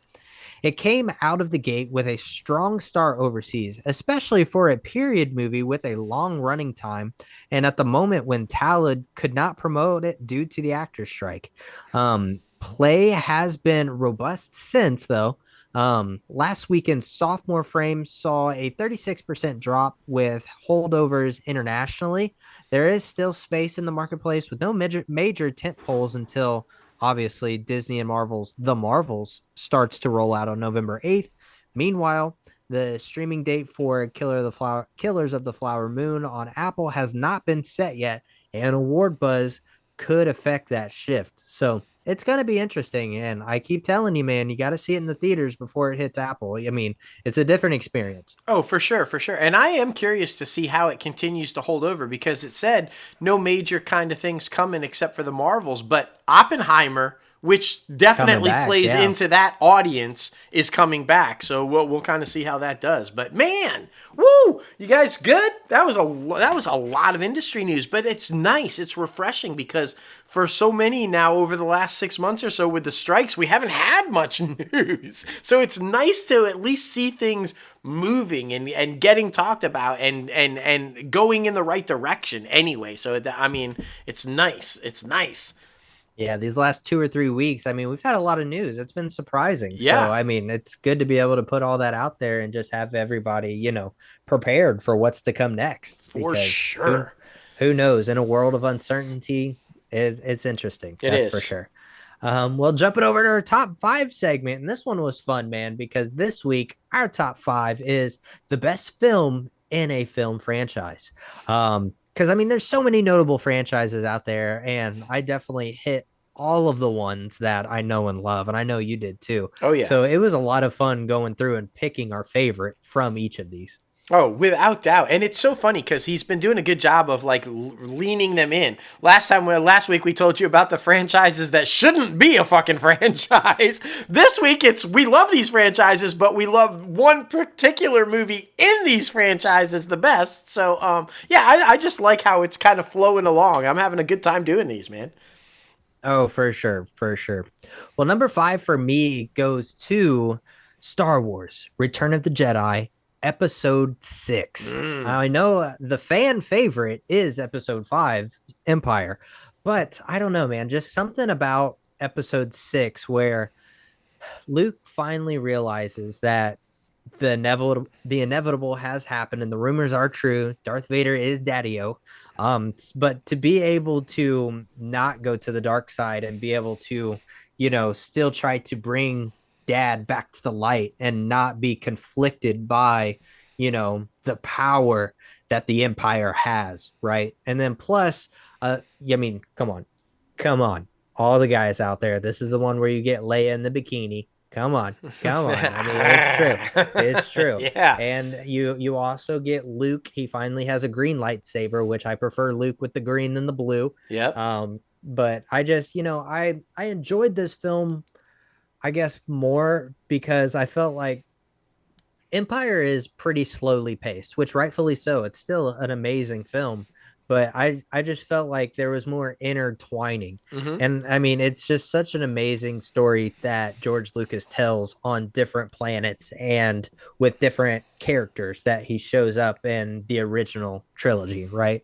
But yeah, man, I mean, Return of the Jedi, it's my all-time favorite Star Wars film, and I'll literally put that on at any point in time. Definitely around Christmas time too. When I don't put on the Star Wars special, but I definitely watch that one because I love the Ewoks. Yes, So, I yeah, was just number gonna say 5 the for me. Ewoks. They're so fucking Yeah. awesome. It's like so many great things about Return of the Jedi. I'm right there with you though. My number 5 is Star Wars 5: The Empire Strikes Back.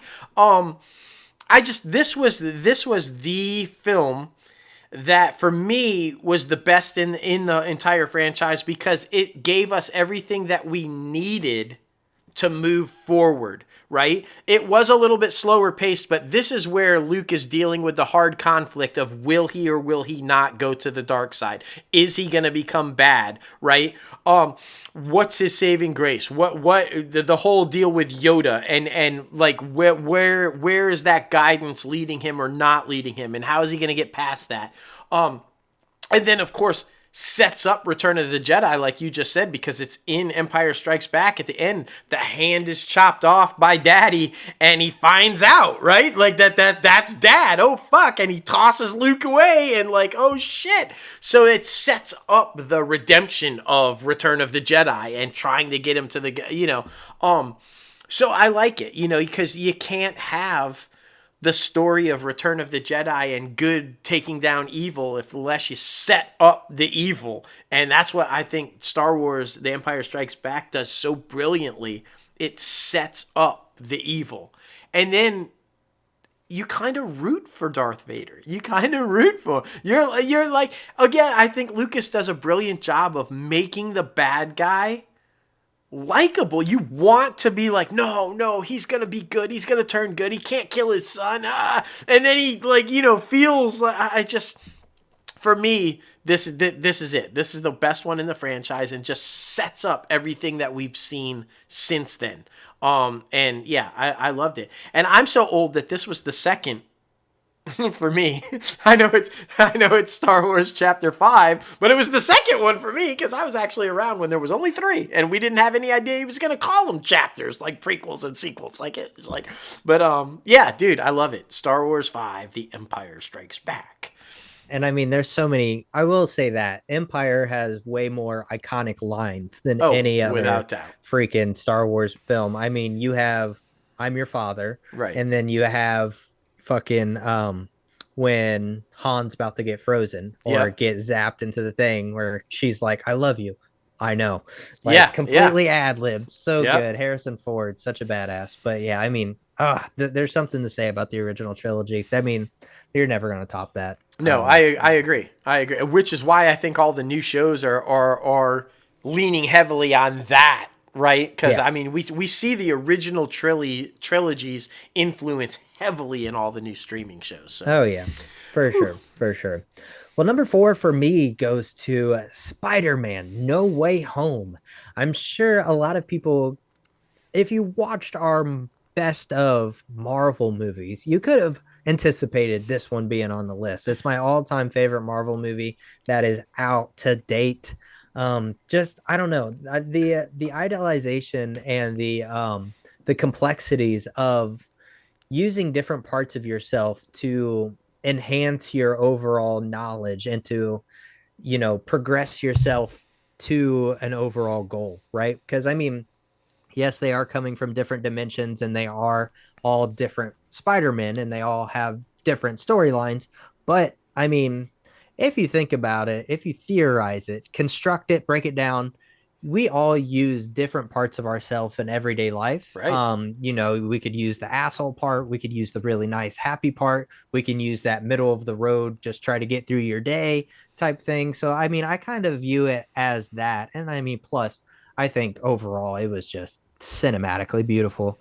That scene where it's in the rain and he's like in New York City across from the LED big freaking billboard. Oh, it was so beautiful, man. To see that in the theater was just epic. And I mean, to bring back Garfield and to bring back Maguire, I mean, it's hard to top that. It's really hard to top that. But yeah, man, number 4 for me, Spider-Man: No Way Home. Good one. My number 4, I had a hard time. I was going back and forth between Winter Soldier and Civil War, and I ended on Captain America: Civil War, because it has all of the great stuff from Winter Soldier, but then also starts to now lay down the aspect of the moral.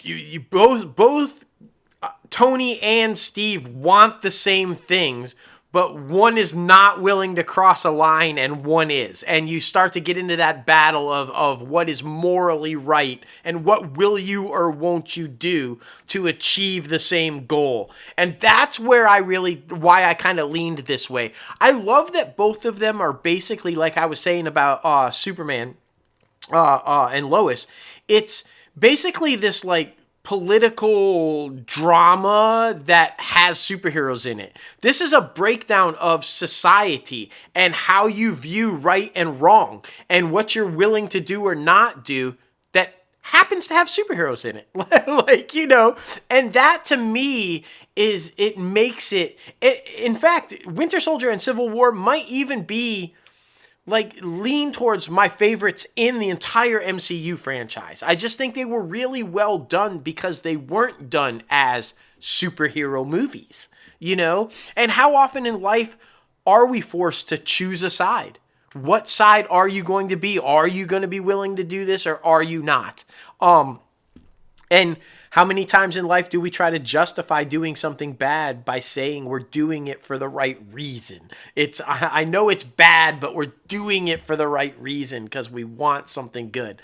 And I just really loved how this film played into that. I mean, Tony's not a bad guy. He's just willing to do bad shit to get shit done. And, you know, Boy Scout Steve is not. So, yeah, I just, you know, I feel like that's all of us in life. Like you just said, we all sometimes are the asshole. We're all sometimes the good guy, and sometimes we're just right down the middle. And I feel like that's the perfect example of this film. And there you go. So my number 4, Captain America: Civil War.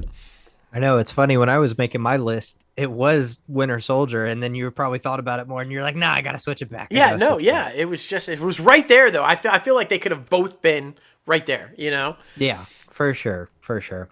Well, number 3 for me goes to the Harry Potter franchise, and in this one, we're talking about Prisoner of Azkaban. I believe this is the next one that you need to watch because I think you've only watched the first 2. 3 so far. Yeah, you've watched 3 of them. Yeah. Finally, thank goodness. Yeah, that I'm trying to roll through them.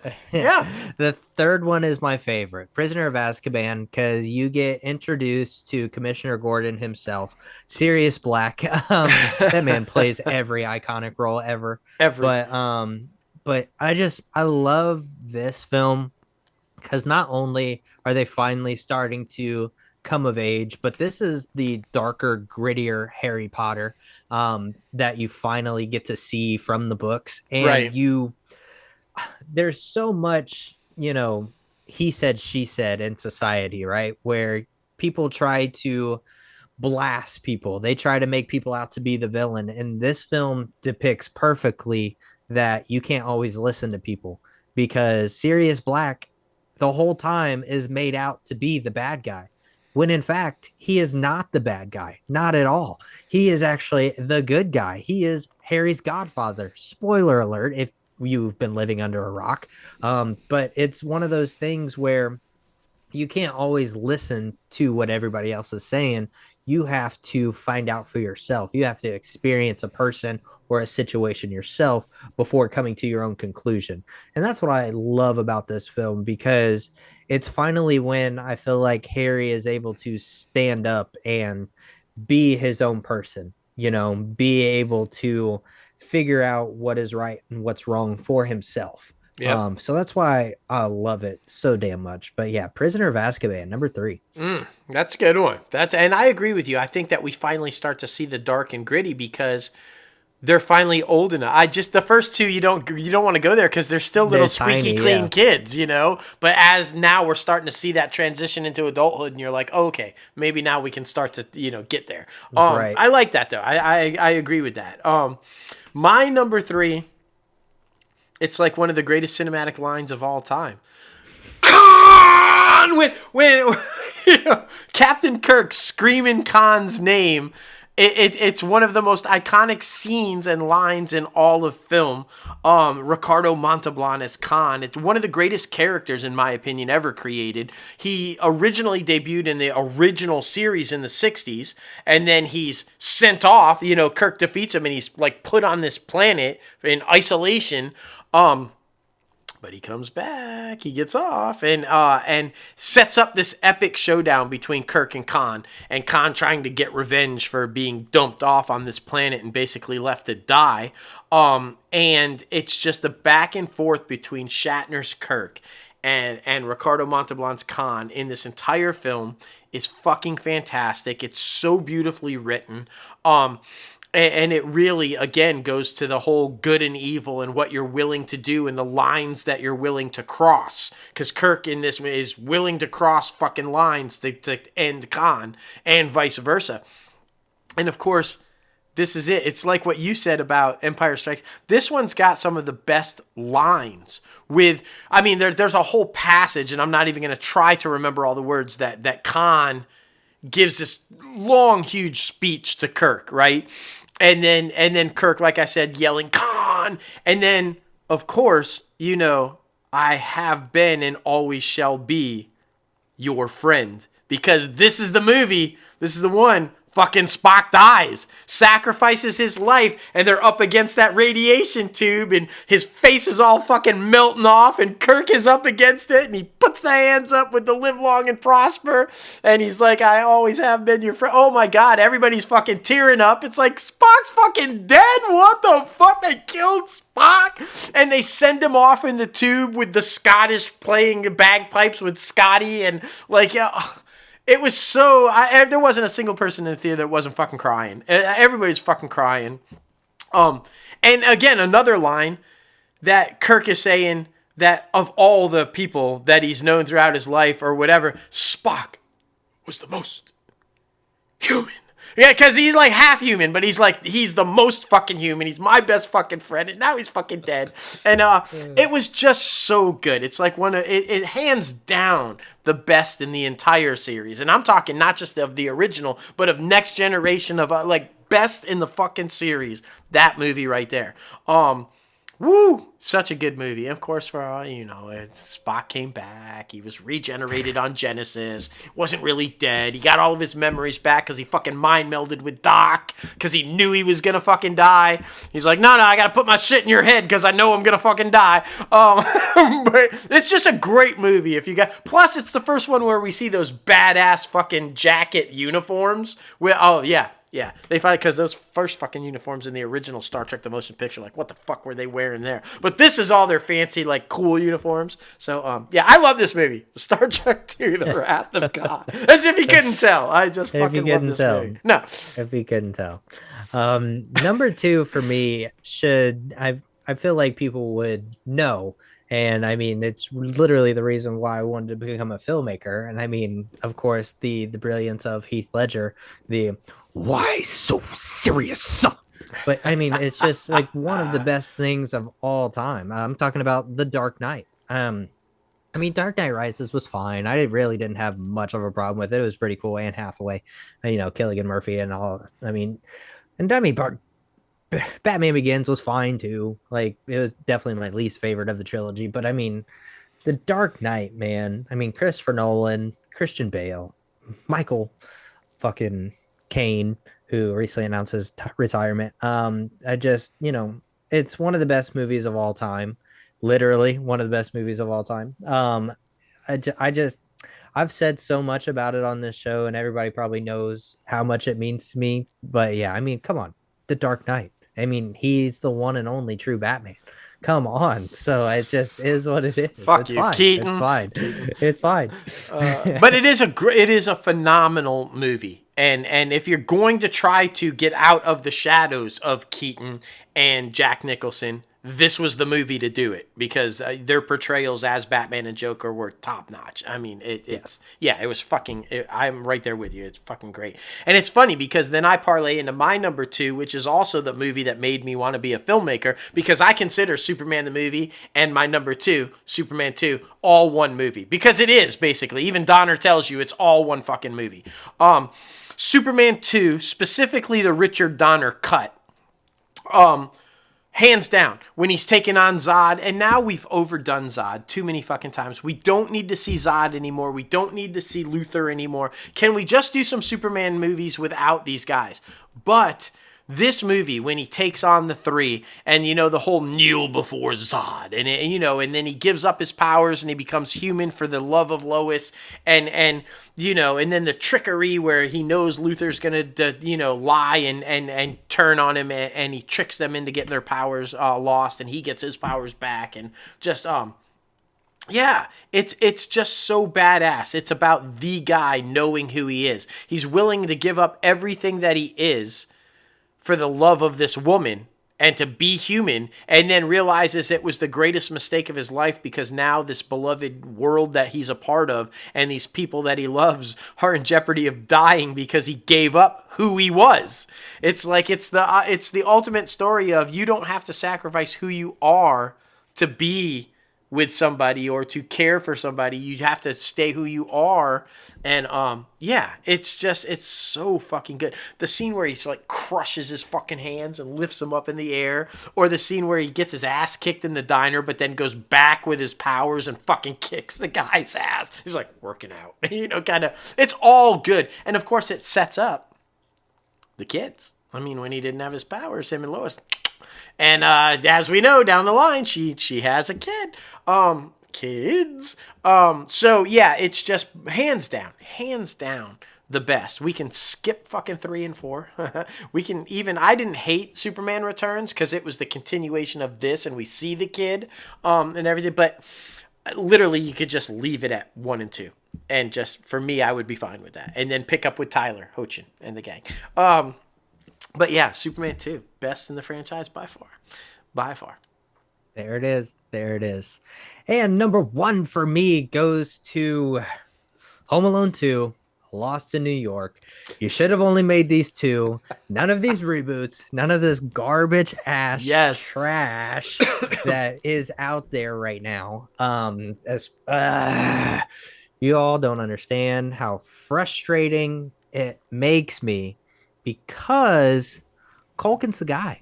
Culkin is the guy. You don't need any other child. Fuck all those kids. I don't care about them. Okay. He is the guy. It makes me so mad. I love the first one. Don't get me wrong. I have to watch both of them back to back, but I've talked about this before on the show. New York City, it's literally the city of lights. And like, just to be able to, or the city that never sleeps. The backdrop is amazing. Him being older, I feel like makes it more real, especially with going to a different city. We do get a cameo appearance from old 45 there, but it's one of those things that I feel like is irreplaceable. Those two movies, specifically the second one, are it's my favorite movie of all time. Home Alone 2, Lost in New York is my favorite movie of all time, and nobody should ever touch anything like it again. So hopefully we'll never go into that dark place again that we call Hollywood and remakes and revisions and reboots and all the stupid shit. I'm just saying, Home Alone 2, Lost in New York, favorite movie of all time. Wow. That is saying a lot. When you say boom, favorite movie of all time. Woo! I know. Yeah, wow. I'm just gonna leave it at that. I don't even know what to say to that. I don't even know what to say to that. My number one is considered by many as the greatest film of all time. Not just your favorite or my favorite, but the greatest film of all time ever made. And it is by far the best in the franchise. Number 2 was good. Number 3, maybe we didn't have to see. It was not bad, but it wasn't necessary in my opinion. Yeah. But number 2, yeah. But I am, of course, talking about The Godfather. The fucking Godfather. There's no way that anybody can say that 2 or 3 is their favorite in the franchise, because there's no fucking way. 1 is always going to be the favorite in that franchise. There's no fucking way. And because I can never really answer what is my favorite film of all time. I can't. I know it's hard. I go back and forth but this is definitely in consideration. Like, this is like, it's definitely near the top. There's no doubt about that.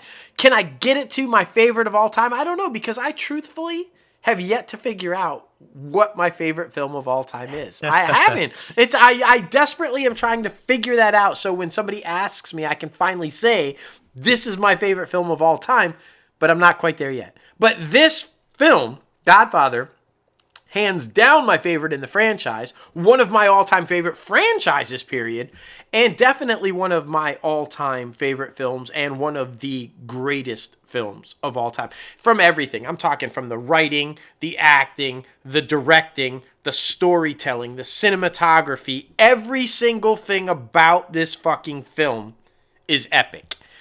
Which is why it was at number 1 on my list for favorite films in a franchise. And honestly, I cannot wait to get back out to the Los Angeles Academy Museum, because they've got a fucking Godfather exhibit now. They were telling us about it when we were there the last time, and the actual fucking office, Corleone's office, I can't even wait to get the fuck back out there and see that shit, because that's going to be badass.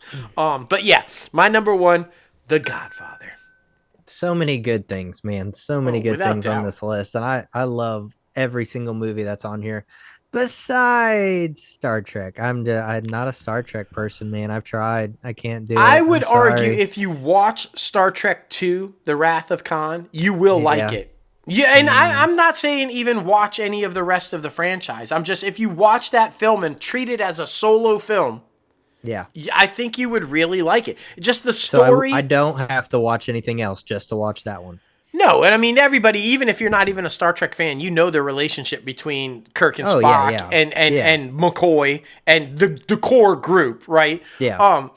So, but yeah, I just think even if you just watched this, and I just told you that, so the character, like, Khan is engineered super being meant to be like, the superior humans and introduced in the 60s, but you really they even kind of tell you all that in the movie. So even if you weren't a fan of the series, they kind of give you the update of who he is and why he's pissed. That's always good.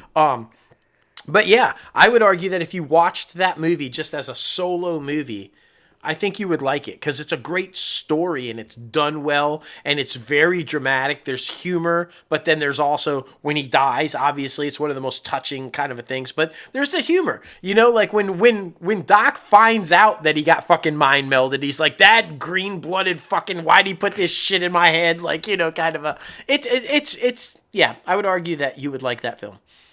We'll see, man. We'll see. Maybe one of these days. If I can watch Harry Potter, you can watch fucking Star Trek too, okay? All right. Okay, that's fair. But thank you, guys. We want to know what your best film in a film franchise is. Please be sure to comment below. Be sure to add us on Twitter and all the good places. We love the fan interaction. It's always a whole bunch of fun. But like we reported in the industry news, heading over to the box office recap, Five Nights at Freddy's came in at number 1 with around 80 million. Mm-hmm. So that's very exciting. Not 80,000. That would definitely be below. Yeah, no. Number 2 was Taylor Swift's The Eras Tour, still hanging in strong there. I guess people are ready for it. With 15.4 million. Number 3 was Killers of the Flower Moon with 9.3 million. Number 4 was After Death with 5.1. And number 5 was The Exorcist Believer with $3.3 million. New movies coming out. Nothing. Yeah, no. And like we said all through the industry news, there's really nothing coming out. Yeah, so I mean, you guys can go see everything that I said above, or you can go see Paw Patrol and Mighty Movie, The Nightmare Before Christmas, Freelance, Saw X, probably 10, I guess. And The Creator, and also Oppenheimer. Oppenheimer is coming back, so go see it again, man. Let's get it to $1 billion. Heading over to the IMDb Pros Top Trending segment, of course, with the massive success, Five Nights at Freddy's is the top trending movie this week. The top trending TV show is Fall of the House of Usher, and the top trending star is Carla Gigano. Who is surprising because we all expected Matthew Perry to be there. Oh, but maybe next week. The top trending star is so interesting, man. It's really weird. But this is like very odd because we even said it at last week's show. We know who the star is going to be for next week, and it's for the because they always put. And this is like one of the most beloved. If ever there was a time to legitimately put somebody that died as the most trending star, it would have been Matthew Perry, and then they don't fucking do it. Like, are you kidding me? What the fuck? But I think you're right. Probably next week. And if not, I'm gonna personally call fucking Amazon and be like, yo, what the fuck with IMDb? Yeah. What the fuck are you guys thinking? Exactly. It's a great book too. If anybody out there wants to read Matthew Perry's new book, I'm only 2 chapters in, but it's really good. It's very enlightening to his upbringing and who he was as a person. So are you pulling a me? Are you reading 2 different books at one time? Iger's Ride of a Lifetime and Matthew Perry's? I finished that last week. Oh, fantastic! Yeah, I love it. Okay, all right, yeah. I love it. But man, oh man, thank you everyone for listening to episode 240 of ITCAFpodcast. Oh my goodness, it was an absolute blast. We have to thank all of you one more time for letting us stay around this long. And be sure to follow the company and podcast on social media at Crazy Ant Media and at ITCAFpodcast, and our other mental health podcasts at Everything's OKP. A new episode just released last week about breakups, so be sure to check that out. It was definitely very fun. I really enjoyed that conversation. As the song said, breaking up is hard to do. Exactly. And this episode dives right in about how hard it is. Like, It does, man. It does. But of course, be sure to follow us both personally on social media. Myself at Logan Austin and Crazy Ant CEO. I almost said my old name. It's all good. Yeah, Crazy I Ant know, CEO. Crazy Ant We've CEO. been stuck in the past recently. I stuck in know. the Yeah, I'm past. just reminiscing. That's what it is. That's what it is. And of course, you know, you can subscribe to this podcast anywhere you listen to your podcast: Anchor, Apple Podcasts, Spotify, Google Play Music, iHeartRadio, Podbean, Stitcher, and so much more. And of course, be sure to visit our website, www.crazyantmedia.com, where you can start rocking the latest and greatest Crazy Ant Media gear. But man, I mean, it was a great freaking show. Like, I mean, I think, you know, it's always really fun to talk about old shows that were so popular, referring to like The Last of Us and other ones that had massive first seasons, like the House of the Dragon. And, you know, but it's always really sad that they're going to be pushed way back. Oh, without doubt. Without Yeah. doubt. And I always enjoy, too, because I'm always very nervous when they come at my beloved 80s. Every time I'm like, uh-oh, there's a remake of an 80s thing, and I don't want to see it. It's going to be a fucking disaster. Don't touch it. But I was really excited about the Fall Guy trailer. I think I'm really going to be pumped about that one. And I really enjoyed the TV show. So I'm kind of really pumped for this movie. And so, yeah, you know, but I love talking about the 80s. You know me.